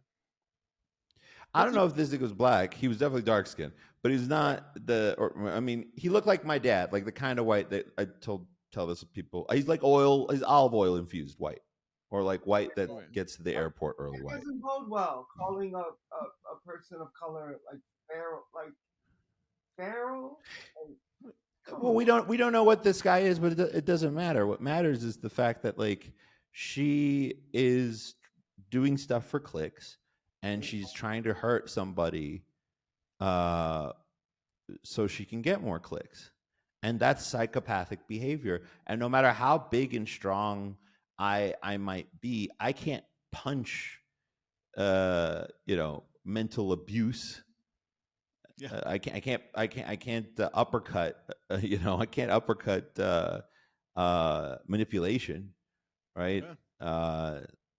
In fact, like for me personally, like I don't argue. I just like when it comes to the gym, I've been really lucky, to be honest. At the gym, I don't look at women at all. I just and most of the chicks that go to my gym, they're just like the guys. They're just like, we're here to get some shit done. Big Right? Because usually I'm in the gym at like fucking 5 or guns. 6, between Yeah. 5. That's right. Like Yeah. I'm gonna Fucking jacked. trying to be a female hyena. I'm about to grab my boyfriend down by his neck. Yeah. No, but seriously, the girls who are in the weight room at like 5 a.m. They don't have time for that. No. It's the No, of girls course who not. come at like 5 p.m. Those are the girls who are doing weird things like that. And so I will. And so I understand. So look, I empathize with if you've had a bad experience with a man. Mm. My empathy dissipates as soon as you make it everybody else's problem. That's it. All right. I want to back up. Joel said something earlier, and I want to back him up. And he's saying that being bigger does give us something. Because I used to do a bit about catcalling, and like, that guys will say things like, "I wish a girl would catcall me. I wish, she would tell me how beautiful I am." No, you It's like don't. it's not the No, you don't. same because, you know, like if I did that to like my girlfriend, like I did the size relationship to me to her, and then I was like, what would it be from me to somebody that size? And it would be LeBron James. And if like LeBron James walked up to me on this at like a fucking bus stop and was like, "Yeah, that's real tight. I like that," and I'd be like, "No, thank you. I'm in a relationship." He's like, "I don't give a shit." That would it'd be fucking scary. Like, just like, oh, hey, Yeah, don't. because Yeah, the truth of the matter is, it's like you need to be able Yeah. to end that conversation the moment you want it to end, right? And it's a lot scarier when you can't end that conversation, and it's LeBron James. It's like Nah, I don't think LeBron James is gonna. I could take LeBron James. I'm just kidding. yeah. I think you could take LeBron James. I don't think. I think you'd be fine. I don't know what you're scared about. I could. I could. I don't know why you're being. I don't know why you're being such a bitch. Whatever he wanted to do to me, I could. Yeah. Have you seen his hairline? we gotta No. start. Oh, let's see what the viewers between. Like, I want to know if the viewers think that Bass could take Bronny James. Who's Bronny? No. That's his son. His son. Oh, the little guy who dates white. The little guy who dates white women. Yeah. Oh yeah, I could fuck that kid up. Yeah, I don't have a problem. Yeah, I could fuck that kid up easy. I had a different take about him dating that white girl. I don't have a problem with him dating. Just do whatever you want, kid. I don't care. Why were people freaked out? This is gonna be a fucked up take, but Hell yeah. Let me give you my fucked up take about Bronny James dating that white girl. He goes to a school where there are like maybe mostly white people. 11 black people, and 8 of them play for the basketball team, and he's not dating any of them. And the truth of the matter is, the cutest black girl at that school is with a white dude. No, let's not say white dude. She's dating the cutest senior black girl is probably dating a kid in college. It's fucked up, but it's probably true. So like all he had left was if he wanted to date someone cute, I don't think there were cute black girls left. I don't think because I remember I was arguing this with like my women friends, and they were making the argument that Bronny James could date the cutest black girl at the school, and I was like, no, he can't because she's dating the guy who scored 40 points at Duke. Correct. She's already looking past Bronny. Correct. Like if she's 17, 18 at that school, Bronny looks like a small time. If she was smarter, she would have made an invest. Bronny's like Bitcoin. You just put in that 20 grand now, sweetheart, and just wait. Just wait. Bronny's the Bitcoin. Why couldn't she do that? Why can't women do that? There's only. I'm just blown away because there's like 1,100 people that go to that high school. It's like a big school. Yeah, but very few black kids. Derek, I went to a school filled with like 1,200 students, and I was in the the advanced programs, and I was one of 4 black kids in the entire program. So I never saw any people of color most of the time. And I would venture at a private elite school like his, the numbers probably don't, you know what I mean? Okay. I don't think they get much. All right. So, all right. Yeah. So I don't know. It just seems. I guess I don't know. Wait, diversity. Sierra Canyon has 6% black kids. Okay. And that's K through 12.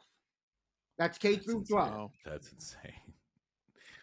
So 6% black kids K through 12. They have And let's account for the fact Let's that assume half of them are male. If this is an elite basketball school, most of those are boys who play for the team and boys who are hoping for a slot. So that 6% is eaten up by a lot of black boys because I'm sure they have the main team, which is like the varsity A, then varsity B, then the junior varsity, then the freshman team. I'm sure they got 4 teams. That's at least 40 boys already.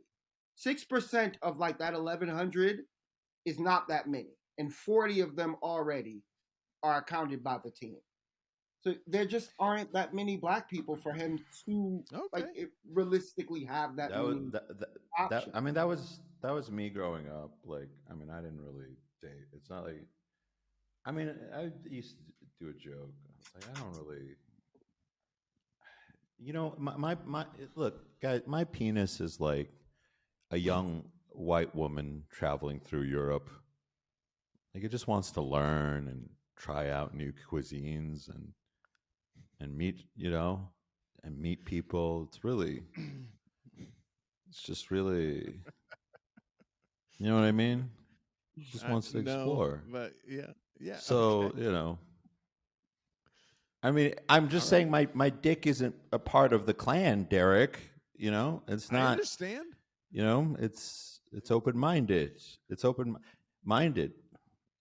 It would be difficult if it was part of the plan. It had to get in. Yeah, it's there. It's waiting for anybody that was looking to accept it. But I know not everybody's.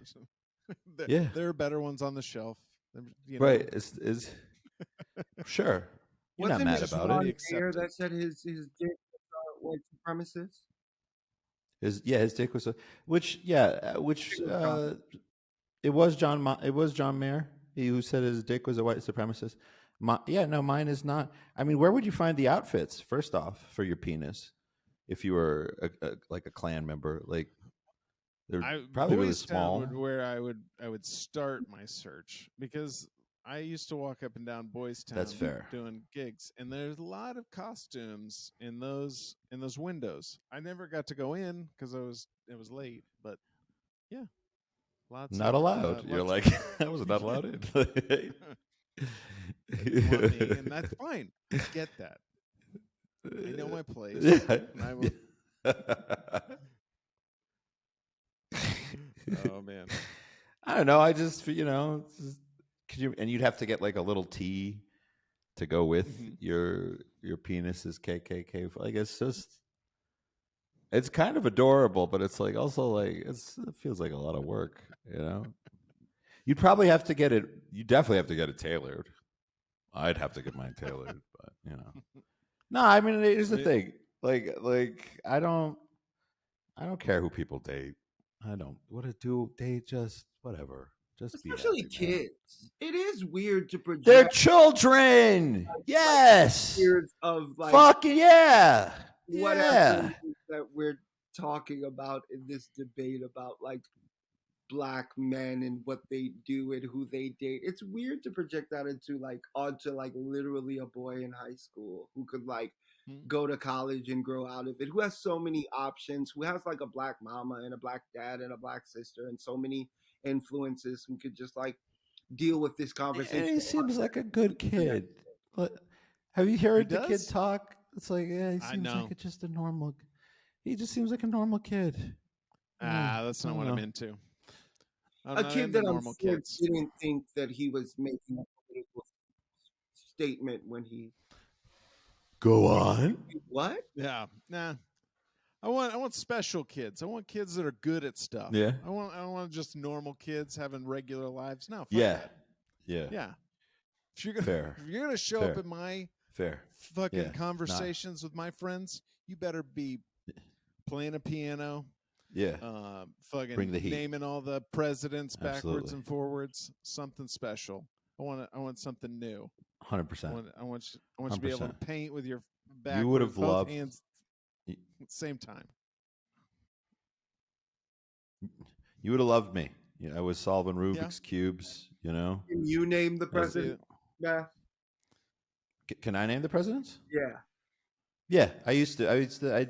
You're talking. First off, let's show some respect, okay? Spelling bee champion.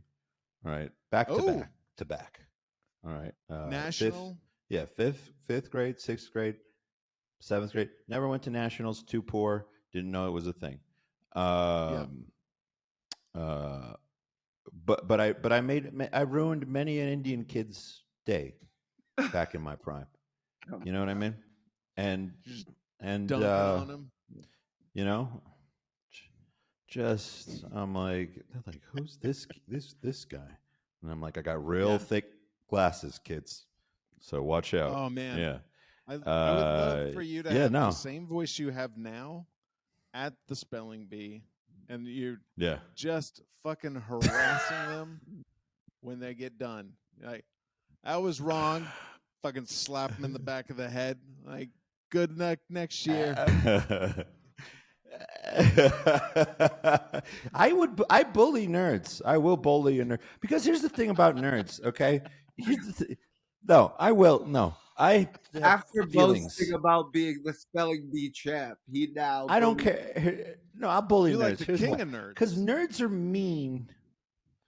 Yeah. Well, yes. I don't know if I would say that, but if there was like an island, right, and it was just a bunch of nerds. Yeah, I'd probably be their king. They'd be like, he can make eye contact with the women.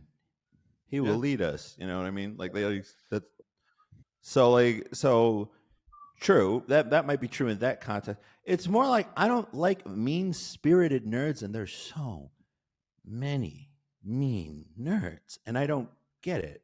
Like it's like why did you go into comedy? It's like then? being like a really mean. What do you mean? Well, I mean, if you're looking for an area of What do you mean? nerds, What do you mean? Comedy is just like the black hole of mean nerds all funneling into one area. But I didn't realize they were nerds. Now I realize they were nerds. Comedy taught me that we didn't bully the theater kids enough growing up in high school. I thought like, hey man, we're being really too mean to these theater kids. Like we should really ease up on them. And now as an adult, I'm like, no, it wasn't enough. It wasn't enough. We should have done more. We should have really, you know what I mean? Like, but now when I see a comp like Derek, like if I was to walk through Chicago and to see any one of these comics and they were to talk shit to me, I'd be like, why don't you shut the fuck up for a second? Like, totally different energy than before. You, Joel, you don't know this about me. I was super nice when I did comedy, or at least I tried to be, and I tried to be nice to everybody, and that was a mistake. That was a huge mistake. Yep. So, but now if I saw a comic, if I see a comic, I was like, shut the fuck up, you fat bitch. Like I don't give a fuck. Like just ugh. Yeah. Ugh. The people. And I would say, Basil, why you say that to me? Don't call me a fat bitch. Hurts my feelings. I knew you were gonna do it. I knew you were gonna do that. And I was like, here it comes. He's gonna make it. I was like, the perfect joke would be if he did that, and you did it, and I love you for it. And that's why you're the best. That's why you're the best, baby. That's why I love you. Ever get to this list? What list? Sorry, what were we talking about? Oh yeah, we are. I mean, all right. We'll talk about. Speaking of comics, I wouldn't beat the shit out of Trevor Noah, but like I wouldn't. No. You know, I like Trevor. Do you? What are your thoughts on? What are your thoughts on Trevor Noah? Here's the thing about Derek. You need to understand, Joel. He keeps fucking tight lips because he knows a lot of famous people, right? Like back in the day when I was doing real well, and he thinks I don't know this, but I do know this. I was like, hey man, I want to do the Knitting Factory. Do you think you could send me a connect there? And he was like, I don't know anybody there. And then like a week later, he was like, oh yeah, I'm best friends with it was someone from the Knitting Factory. It was the funniest thing because it was like, oh, he thinks I'm not ready. And that's fine. Like I didn't take any insult from it. Didn't take any insult from it. I didn't realize I didn't know that anybody that I had worked with had gone there because I hadn't heard about it. Yes. That's a lie. So, or actually, with you, it could not. It could actually might not be a lie. I think somebody was like, no, That's no, the no. worst part. You know, they're running that now. It's like, oh, somebody just asked me about it. This is the first time I'd heard about it. You piece of fucking shit. But no, it was good because he's protecting me. He was always protecting me. That's why I love him. But yeah, no, the other people, or Trevor Noah. Back to Trevor Noah. What are your thoughts on him? Do you have any thoughts on him? I think he's doing all What are your right. thoughts on the Daily Show? The problem is you and I know too. Well, he doesn't do the Daily Show anymore. By the way, he quit. So. Oh, he did. I didn't know that. When did he quit? Yeah. When Like did he recently, quit? dude. Like they've been getting weird people to host it. Just like a couple months ago. Yeah, they got like Wanda. I like Wanda Sykes. Wanda Sykes has been hosting. They got Leslie, who's the black chick from SNL. She's actually really funny. Last name Jones. Leslie Jones. Leslie Jones. Leslie Jones is funny. I like Leslie Jones. Leslie Nielsen. Yeah, very funny. Leslie Nielsen. No, it was Leslie Nielsen. I think it was Leslie. No, Nielsen. Leslie Jones. Yeah. This might be a fucked up thing to say, but one of my favorite things about Leslie Jones is they try to like use her, like they try to. She's in on the jokes around her being the ugly girl, and very confident. You know, like she's not like broken. But I don't think her jokes are like the ugly. Like when I think of Leslie Jones, I think of that SNL bit where she's like angry that she likes Taylor Swift's what's the song, Shake It Off, because that's exactly that when she did that, when she wrote that sketch, I was like, that's exactly how I feel. She's like oh my god, I like a Taylor Swift song, like I'm disgusted with myself. And then there's a final part to that sketch where she's in a giant tutu and it's ridiculous, and she's like, ah, and she's just like bouncing around, and she's like, she got me, and it's so funny, dude. It's so funny. I don't think it's just the ugly girl thing. I really just think she's funny, man. No, I don't know. Maybe it's me. She's hilarious, and she certainly gets. She's not like a one-trick pony, certainly. Right. No, but I hear your overall point, though. Your overall point is capitalizes. Yeah. Yes. You're correct. Yeah, you're correct. But yeah, no, they've been getting weird people, man. I don't know what's going to happen to the Daily Show. You know what the reason why I did comedy, Derek, was because I wanted to intern for Jon Stewart. Like that was my dream. Oh, you did. By the way, I have a picture of him. I have a picture of Carlin and John right over there. Framed. I mean, those are my guys. That dream could still be a reality. He's got a new show. You could intern for him. No, I don't think. I don't. Yeah, I could intern for him, huh? Yeah. I think you should try that money for that. Yeah. Oh yeah. Yeah. I know one person on his writing team, and they're great, but no, I don't know. I feel bad for him. I really do, because the Daily Show, bro, is like, it's crazy what they did to that show. It's crazy what happened to that show. No. You're gonna have to say more, because I think I was like, right. I didn't pay attention because I don't know what you're talking about. Through Trevor Noah. I think they're so you guys know this. Like, I mean, Paramount is merging with Showtime or to offer like a streaming service. Like, what was that sigh? That disrespectful sigh, Derek. What the hell was that? What are you trying to say to me? No, I'm listening. I'm listening. Do you have something to say? Is that it? Well, I mean, It makes sense that Paramount and Showtime would merge, because Showtime's fucking streaming service sucks. It's not good. Yeah. It is full of shit. But yeah. And Paramount has South Park, and that's it for me. But like I've talked with you about this before. Like, media is decentralized now, and the Daily Show is not like. I don't think Trevor knows. And it sucks because some of our boys from Chicago worked at the Daily Show, like Josh Johnson. So funny. Yeah. I love Josh. You know Yes. Josh Johnson. Josh is Yeah, such and he's so nice, so Yeah. nice. I love know. Josh. He's the best.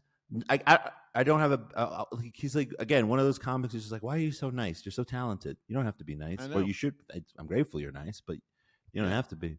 And he I think he wrote for the Daily Show for a while. Dolce Sloan, another good one. She Okay. wrote Yeah, for the Daily Show. But but the thing is like, I don't think he knew what he was getting into. Right. He's about to host the he's about to host the Grammys. That's a better fit for him. You go host Grammys, go host shows. You're good at that. Go open for Chappelle. He's open for Chappelle. Go open for Chappelle. You're an interesting dude. You're a very interesting dude. You know how to do stand up comedy in like 5 languages. Like, that's incredible, right? Yeah. Worldwide, the dude does he does ticket sales that most comics, like even big guys, like even people like Joe Coy, don't touch those numbers, right? Yeah. And Joe is doing real well. Yeah. But also, And being funny in 5 languages is nothing to scoff at. Right.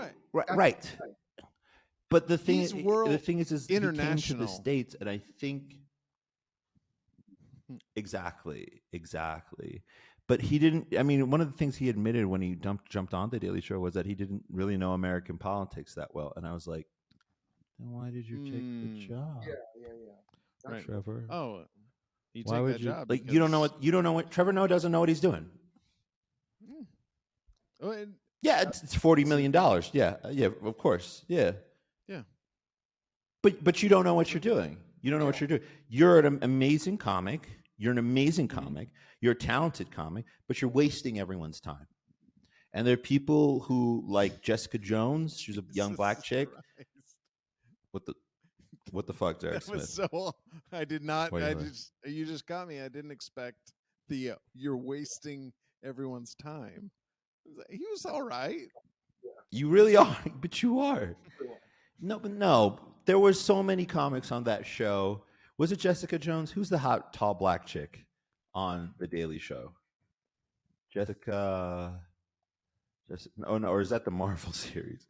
Jessica Jones is the Daily Show. That's Marvel. Yeah, Jessica Williams, so fine and so funny, Like, if you really want to go the diversity route, go Jessica Williams. Or another great person who, but he went on to do his own thing, was another one of my heroes, our former heroes, John Oliver. John Oliver would have been great. Wyatt, with some focus, could probably do it. I do love Wyatt. Yeah, I love Wyatt so much. But no, there's so many people on that show. Jason Jones, very funny. He was a writer back then. Not his wife. They did the Samantha Bee thing. Got too woke. It was terrible. But great punchlines. Great writers. They just had a whole slew of talent, and they all. Oh, Hassan Minhaj. Hassan Minhaj would have been. Is the perfect Hassan Minhaj is the perfect host for the Daily Show. He should have been the host of the Daily Show. He's brown. He's charming. White people love him. The brownies love him. Like, he would have crushed it. You got to warn me before you're going to say words like that. That is just. Say words like what? Say words like what? What words? Brownies. That is not. Brownies. Don't. What's wrong? Don't just whip. Don't just say brownies in front of me. That is. No one whips brownies out. You did. It has. They bring them on a platter. They bring them on the platter. And so as bad as Blackie or Darkie. I say Darkie. I say Blackie. Right. Okay. We get the same type of serve. Look. Here's the thing. Like, it's fun. I like to have a bit of fun, And if you have any complaints, anyone listening, my Twitter account is at Derek Smith Comedy, and you can just whatever issues you might have, you can just go to town on that Twitter account. It is Let me know. Right. I will bring it for back engagement. up next time. I will bring it back up with Baz next time I'm on here. Like last time I talked with you, I said that Kanye West, he denied the Holocaust, and you said no, he didn't. Yes, he did. Twice when he was on Alex Jones, he said it right. twice. No, you were right. Yeah. You're right. You're right. So, you were right. You should always remember that. I said you were right on the show. Okay. I didn't remember. I said you were right on the show. I admitted it. I started doubting I said, it I was like, because I think you're right, Derek. I thought that happened. That would have been really bad if I said that he did that. Yeah. And he didn't. But luckily, I mean, unfortunately, I was right and he did. And that was horrible. Anyway. Luckily, unfortunately. Trevor Noah's hosting the Grammys. Good for him. Whatever, man. Someone needs to take over the Daily Show. You know who would be good for the Daily Show from comics that we know? Dana Gould actually might be. No. So I like your take about like wasting time, because sometimes I'm watching a show and it's already written. Yes. But the actors are doing so well that it feels like hitting buckets during trash time. Correct. Right? And there's something about, and I'm just going with your perspective because I don't know, but there is something about being a brilliant comic in the less favorable Daily Show that is like, you're putting up buckets, but it feels like trash time. Correct. Like the guy that I could think of, the heavyset guy who usually plays like Martin Luther King in skits. I think he's so good. So good. No. It's fantastic. Hang on. Yes, hang on. I've got this. He's also nice in person. Hang on. I got this. Joe Coy. Fuck. Black. I hate you. Fuck. I forgot his name, but I know who you're talking about. Yeah. Black comic, Daily Show. So funny. So funny. He told one of the funniest jokes I've ever seen in my life about racism and flooding. Whereas like the waters recede, people become less racist or become more racist. And that's really, really funny to me. Like he's like, or I forget what his name was. Was it Black Comic, the Daily Show? There's Louis Black. It's not Louis Black. It is Roy Wood Jr. Roy Wood Jr.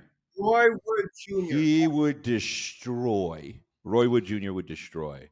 Roy has this joke where he's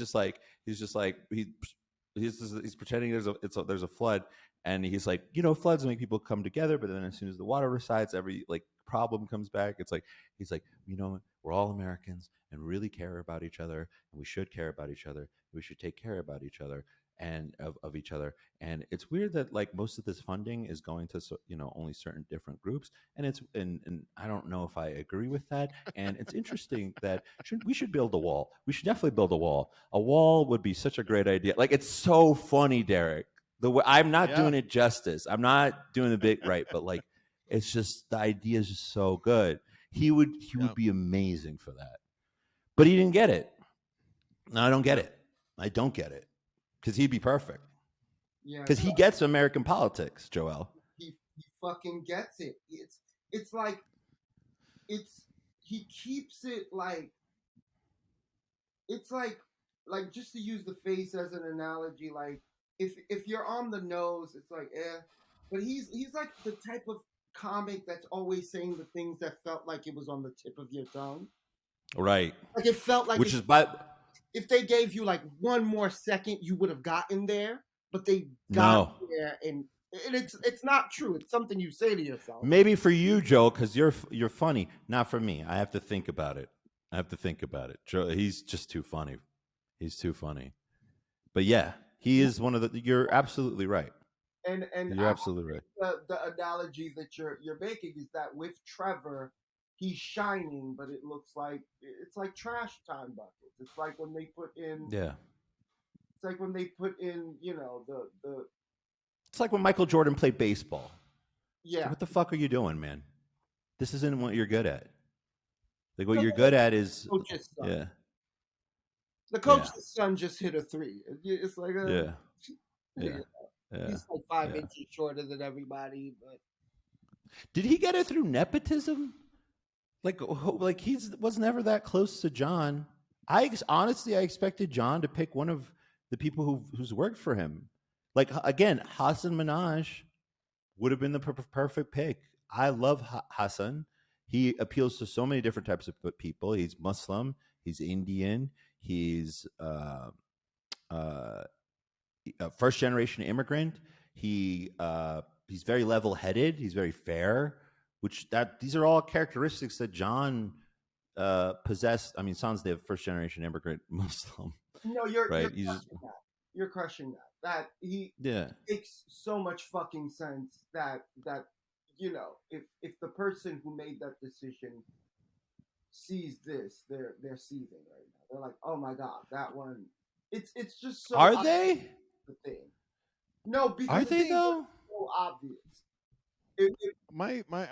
I think looking back on it, so Trevor takes over in like 2014.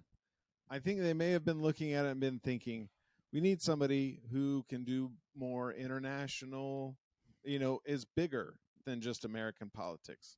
Because 2014, there was no fucking idea that the shit was about to go the way it went. Like, I don't think anybody thought. Yeah. Yeah.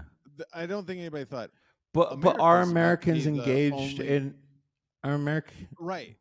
I don't think that they were. I think there was a falling out of American politics, and they were like, we need to fucking get viewers from outside of America to start watching this, because because in Trevor, because fucking draw.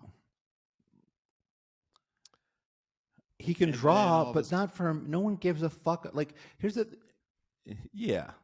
thing, though. Here's the thing. Then my American friends, and I'm talking to all of you right now. Yeah. No one cares about you anymore. Like I'm sorry. I know this may come as a shock to some of you,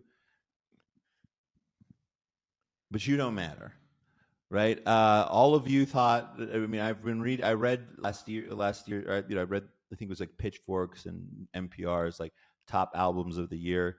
No one listens to that shit overseas. All right, and not in the Western Hemisphere. Certainly, it's Bad Bunny. That was the artist of the year, and you guys are wrong, and that's fine, right? No one gives a shit about Taylor Swift overseas.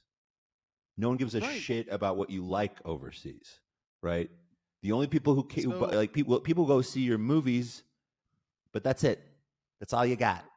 So what they were doing with Trevor Noah was trying to be like, let's do something that people overseas would like. Try to get some of that. No, money. Because he has to talk about American politics. Yeah. Well, I don't think that's. Who do you think they got in a phone call and fucked it up during the phone call? What do you mean? What do we say that again? Like who do you think was close and fucked it up somehow? Like I have a strong suspicion. I don't know him, but I have a strong suspicion that like Michael Shea was on that call list, and it just Michael. The problem with Michael is that he has no qualms with shitting on white women, and that is not a thing. The Daily Show. I don't know. Not quite like you can on the SNL. On SNL, they give him free reign. I don't know what it is. Laura Michaels just is like, what did you say? Or he has that weird voice. Okay, that's fine. Yeah, that's fine, Michael. Have you met Lauren Michaels? Have you ever seen Lauren Michaels? I got to see him during Sarah Sherman's audition for SNL. What a fucking weirdo. What a fucking weirdo. Weird. What a weirdo. Doesn't laugh at all for anything, during anything, forever for anything. So, but who cares? He's out in the what is it? He's in the not the Hamiltons. Yeah, whatever. His show's ending, so who cares? I don't know why I forgot Hamptons. I have so many Ivy League friends. I've been to the Hamptons, and maybe it's just my brain just being like, let's just block out that ever happened. So I don't know why I thought Hamiltons. It's getting late. Yeah.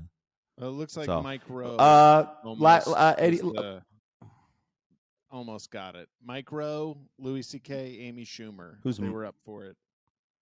Mike Rowe, the host of Dirty Jobs. Who's Mike Rowe? Mike Rowe. Mike Grove? Oh, Mike Rowe. Oh my God. Yeah. But why? That's such a bad He's a great host.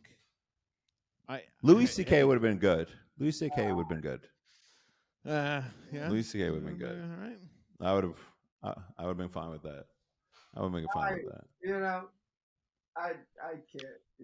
With Louis C.K. Yeah, I'm fine with Louis C.K. I don't give a shit.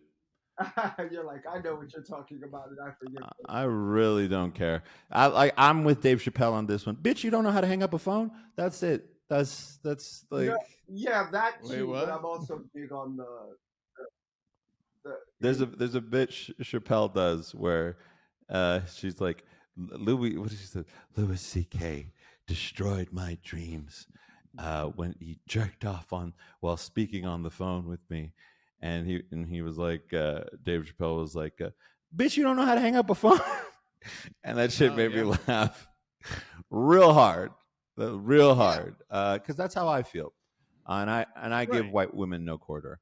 How do you? So okay, but here's that's a me. quick question. How do you feel about when he stood in front of the door and jerked off while they were stuck in the room with him? That's weird. That's a little weird. That's weird. That's weird. Now here's the thing with that. Did he block the door? Did he block the door? Yeah. We're gonna do another fact check, Derek. If you're right twice in a row, I know. Right twice in a row, I'm gonna be feeling. It's so hard because I don't look like a guy who would be right. The door. It's not that at all. It's not that at all, and you know it. He also just had this like smug look on his face while saying the N-word. Oh, he's not a nice person by any means. Right? I don't like the well, smug look. There's a difference between not a nice person and take your dick out and jerk it off in front of people. That's weird. That is fucking weird. Yeah. And then he really did it. The women, as soon as they're still wrapped up in their window, asked if you take. Wait, no, he asked them. What are you talking about, Derek? He asked them. He didn't block the room. He sat down. He asked them, "Hey, do you mind if I start jerking off?" It was kind of funny. I didn't know you asked them. Like, how do you go about asking that? Like, hey, this might. It's like, oh, hey, yeah, hey. Oh, it was too strong. Was this the one with the two girls from Chicago? Yeah. Okay. Are they from Chicago? I don't know. That's the story I had. That was the one from Chicago who. Yeah. Who are the girls from Chicago? There were two. There were two girls. There were. They were two girls from Chicago. They did they worked together, and yeah, he jerked off. Sharna Halpern. Sharna? Yeah, he didn't block the room though. Yeah, well, there's a woman named Goodman and Wolof. Yeah, she's sitting at the Laugh Factory, I think. Yeah, so no, so he didn't block the room. Dana Min Goodman. And Julia Wolof or whatever. I take back how weird it was. Nataro. It's you little bitch ass nigga. You know what? No, it is weird. It is weird Baz has convinced me. It is weird. As long as you're It not is weird. It standing is in weird. front of the door. It's Look, man. crazy. Here's the thing: if a nigga starts jerking off, I'm probably gonna be like, you know what I'm probably gonna do? I'm probably gonna leave the room. But I possess a thing that's called like what's the it's I think it's called agency. I think that's what it was. Yeah, that's even if I leave the room, he still did some weirdo ass shit. Oh, yeah. Absolutely, 100%. I didn't say that shit. That makes it weird. Yeah, I didn't say that. He did, however, ask. He did ask. He asked. He asked. Did they say no? That's not in the New York Times article. It doesn't cover that part. They didn't answer. Did you say no? You said no. Like I don't know. It's scary. It's weird at the request. It's like it's weird at the request. Like like I know I don't know what the vibe is. I'm just checking the vibe here. You know, that's very funny. It's funny. It's like, hey. I just want to run something past y'all, you know. If y'all have, let's see. What do you guys think about this if guy's I just supposed like to be able to read a room? Would that be crazy? If I think that's the thing. You know, he's supposed to be able to gauge the room. That's his whole job. Yeah, I don't think he was doing it. Man. Yeah, man.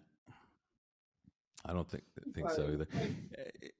We're getting a little crazy tonight, but like I got a different kind of crazy tonight. It's fun. It's fun. The thing is, look, if people have agency, you can say no. Yeah. You know, and you know, it was a weird thing.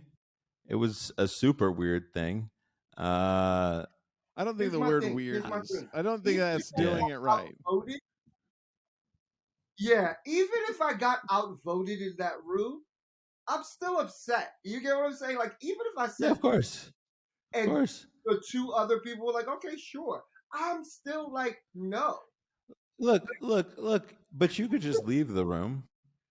Yeah, I'm leaving, and I'm still gonna be like, yo, at one time, you did some shit. Like, you get to be upset because it is weird. You are correct. It is weird. That part is undeniable. It is bizarre behavior. I'm not gonna argue with you on that. What I will argue on is, bitch, you don't know how to hang up a phone? You don't know how to leave a room? Yeah. You don't know how to do that? Yeah. You don't know how to. Every time you have to leave, you've got to walk past the person jerking off. He's sitting across from them. I'm reading the New York Times article. He's sitting across from them on the couch. You don't even have to walk past them. You just get up and leave. Yeah. Where was the door? Where's the couch? And don't look back. Diagram. Don't look back. Where's the door in coherence to the couch? Yeah. I don't know. I'm just reading what the Times tells me. All right. The paper of record, the gray lady. All right. That's what she told me. That's what she told me. Wait, is this couch like on the way to the door? You gotta, you know, like, let's just when the person's like, I'm coming up with a rule of thumb. Yeah. Rule of thumb. Yeah, he became a Dave Chappelle.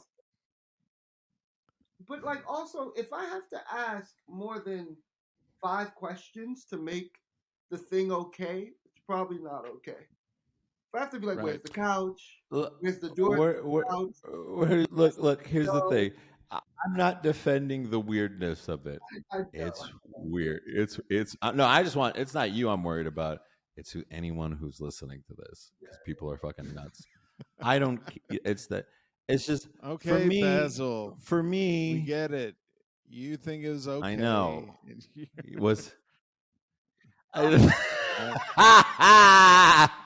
You don't have to keep telling us. I think there's just a part of me that just doesn't.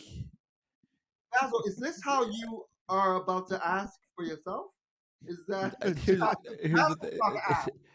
Look, you guys are really pretty, and you've got a real nice mouth, Derek. You got a real pretty mouth, and I know you like them big guns. I've had my own.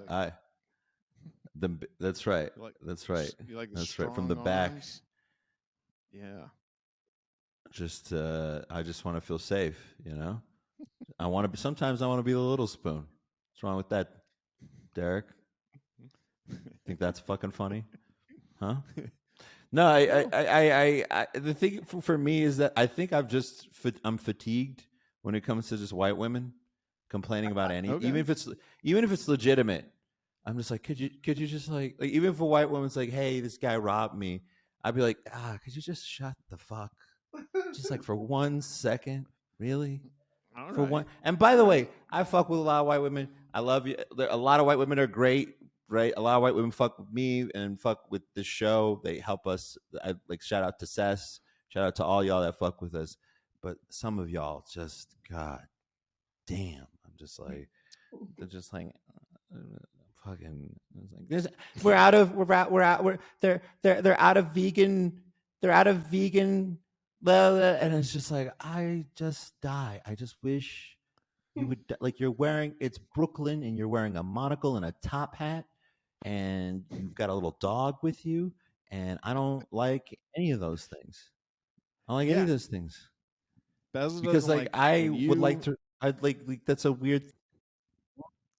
Basil doesn't Yeah. like when you do those things. He Our only likes hipster when scum. I do those things. Yeah. I can do those things. I'm Correct. vegan. When he wears that's right. That's right.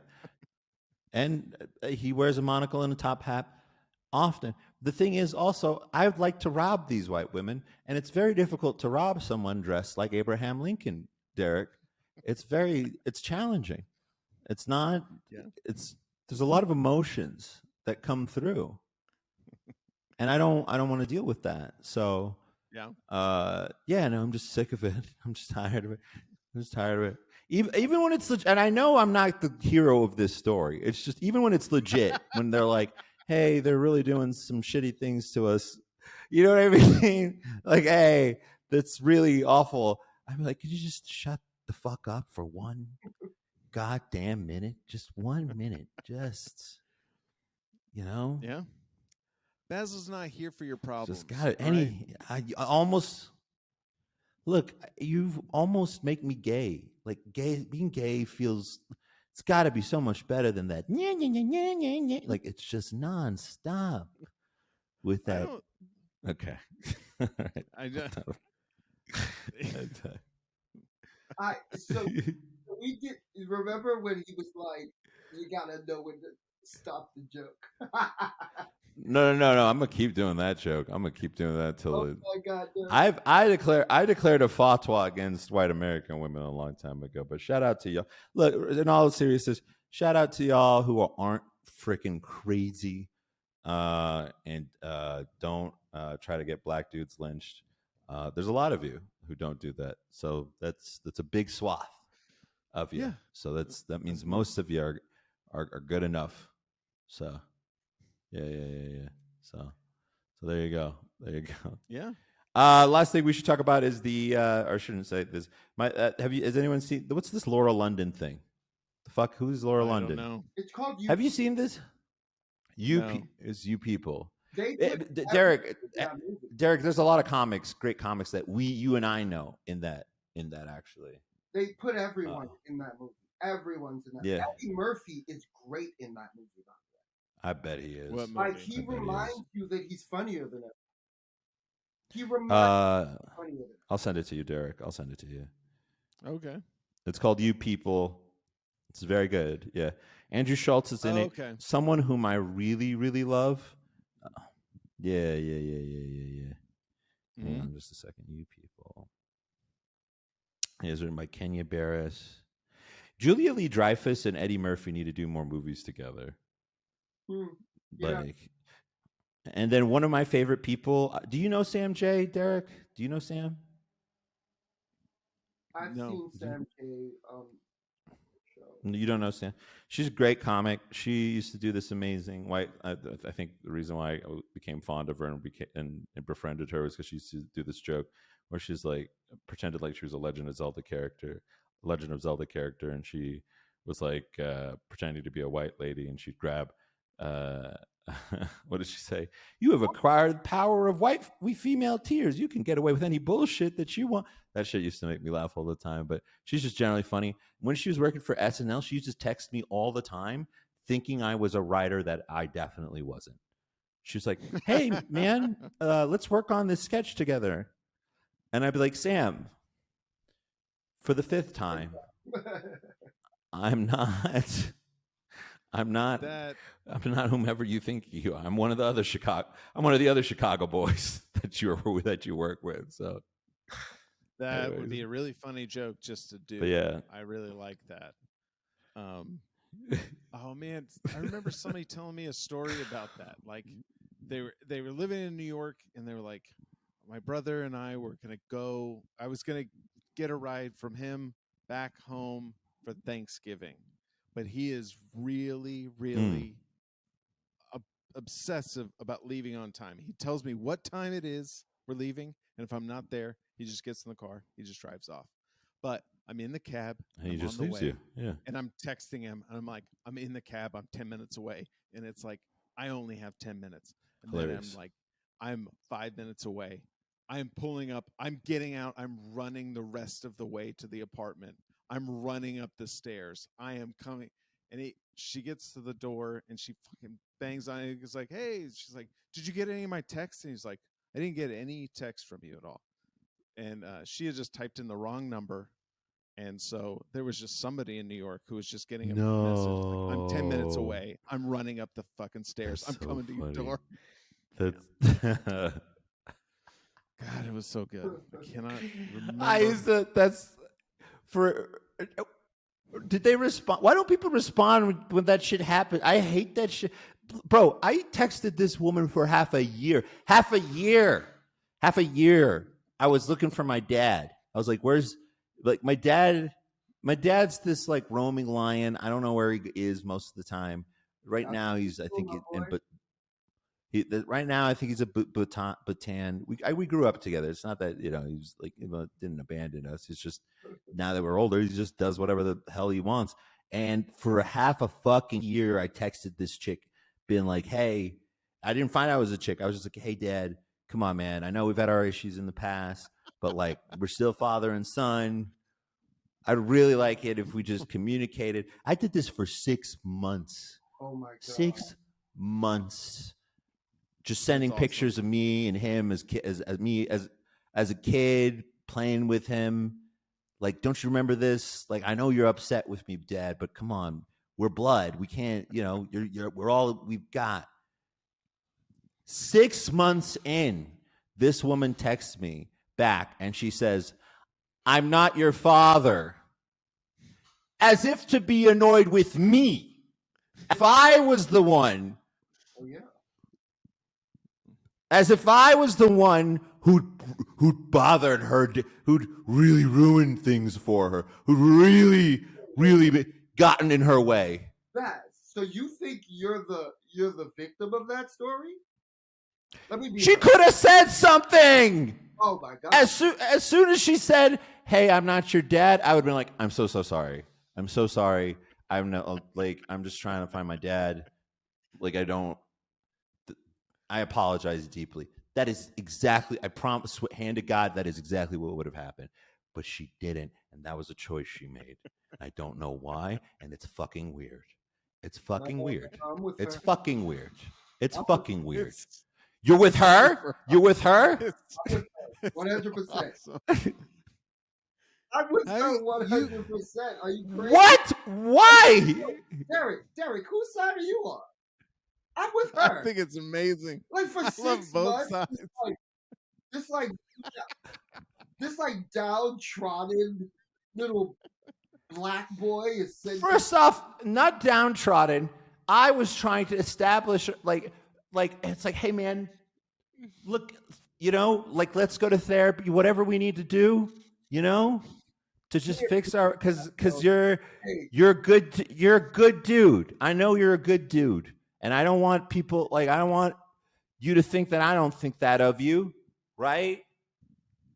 I want us to have it to be, connect. It wasn't what was me. It was like, hey, man, let's figure this out together as father and son. And she ignored it. She didn't bother to say anything. Yeah. Anything. Did she I know. And yeah. Did she even read the message? She didn't say shit. And then I don't know. I don't know. You know what I just thought? She's like, if I tell him the truth, this man is gonna go dag that poor man. So I might as well. I would have just gone. I would have asked one of my aunties. I'd be like, "Hey, where's Dad?" You know, and that's what ended up happening eventually. Anyways, I was like, "Hey, Auntie, Dad won't respond. I don't know what's going on. It's been 6 months. Can you talk to him?" And she's like, "Your dad's in China." And I was like, "What did you say?" He's in China. He's been in China for like a year almost. And I was like, then who? A Chinese lady. No, because it was an American number, but eventually she texted me back. She's like, "Yeah, I'm not your father," and I was like, "Oh, okay. Well, sorry for bothering you, but I think about that woman every day, every day, every day." And you know she was a white woman. You know that. You know it was a white woman who did that shit. You know. I don't. Just, do you ever text her and tell her that you got in contact with your dad? Did you ever say? No, I didn't. I haven't spoken to her. You should text her and say, "Hey, just to let you know." Just to let you know, I found my dad. Sorry again about texting you. I just wanted you to know there was a conclusion on that. You know, right to the story. What if you seem real invested? She doesn't even believe you have a dad? Like she's just that racist. That would be really funny, though. That would be really funny. That would be really funny. She'd be like if I was just like, "Hey, so just to let you know, I do have a dad, and he's real. So you know." And I found him because he was in China, and I found him. He was in China. He's real. He's real, and he's in China. And that's not a lie. You're just a more involved, like long game Nigerian email. What? I sent pictures of myself as a child. I don't think they did it. I don't think they stopped short of that. I don't think. I think if you was one of those emails, you'll get that picture too. I was a light-skinned child. First of all, I was white. You don't know this about me, Derek. I was white when I was a kid. I wish that was a joke. Absolutely true. I have pictures of me as a child. I was a white child. I don't know what happened. Okay. This close to a way better life. And then so it's a picture of me and my dad, right? Like, it's not. We're both clearly not Nigerian. So it's just a choice she made. Like yeah. I mean, I don't get her. I don't get it. And that's why I'm okay with Louis C.K. jerking off, and that's why I'm cool with it. Because of shit like that. That's where we'll wrap it up right there. Wow. You fuck with me and my father? You fuck with me and my dad? Yeah. No. What? Hey, guys. Thanks for watching Raisin Bread, another episode. Do me a big favor. Click on one of these little boxes around me and watch another episode. Click the like button, subscribe, hit the notification bell so you can find out when we have more episodes. And thanks for joining us once again.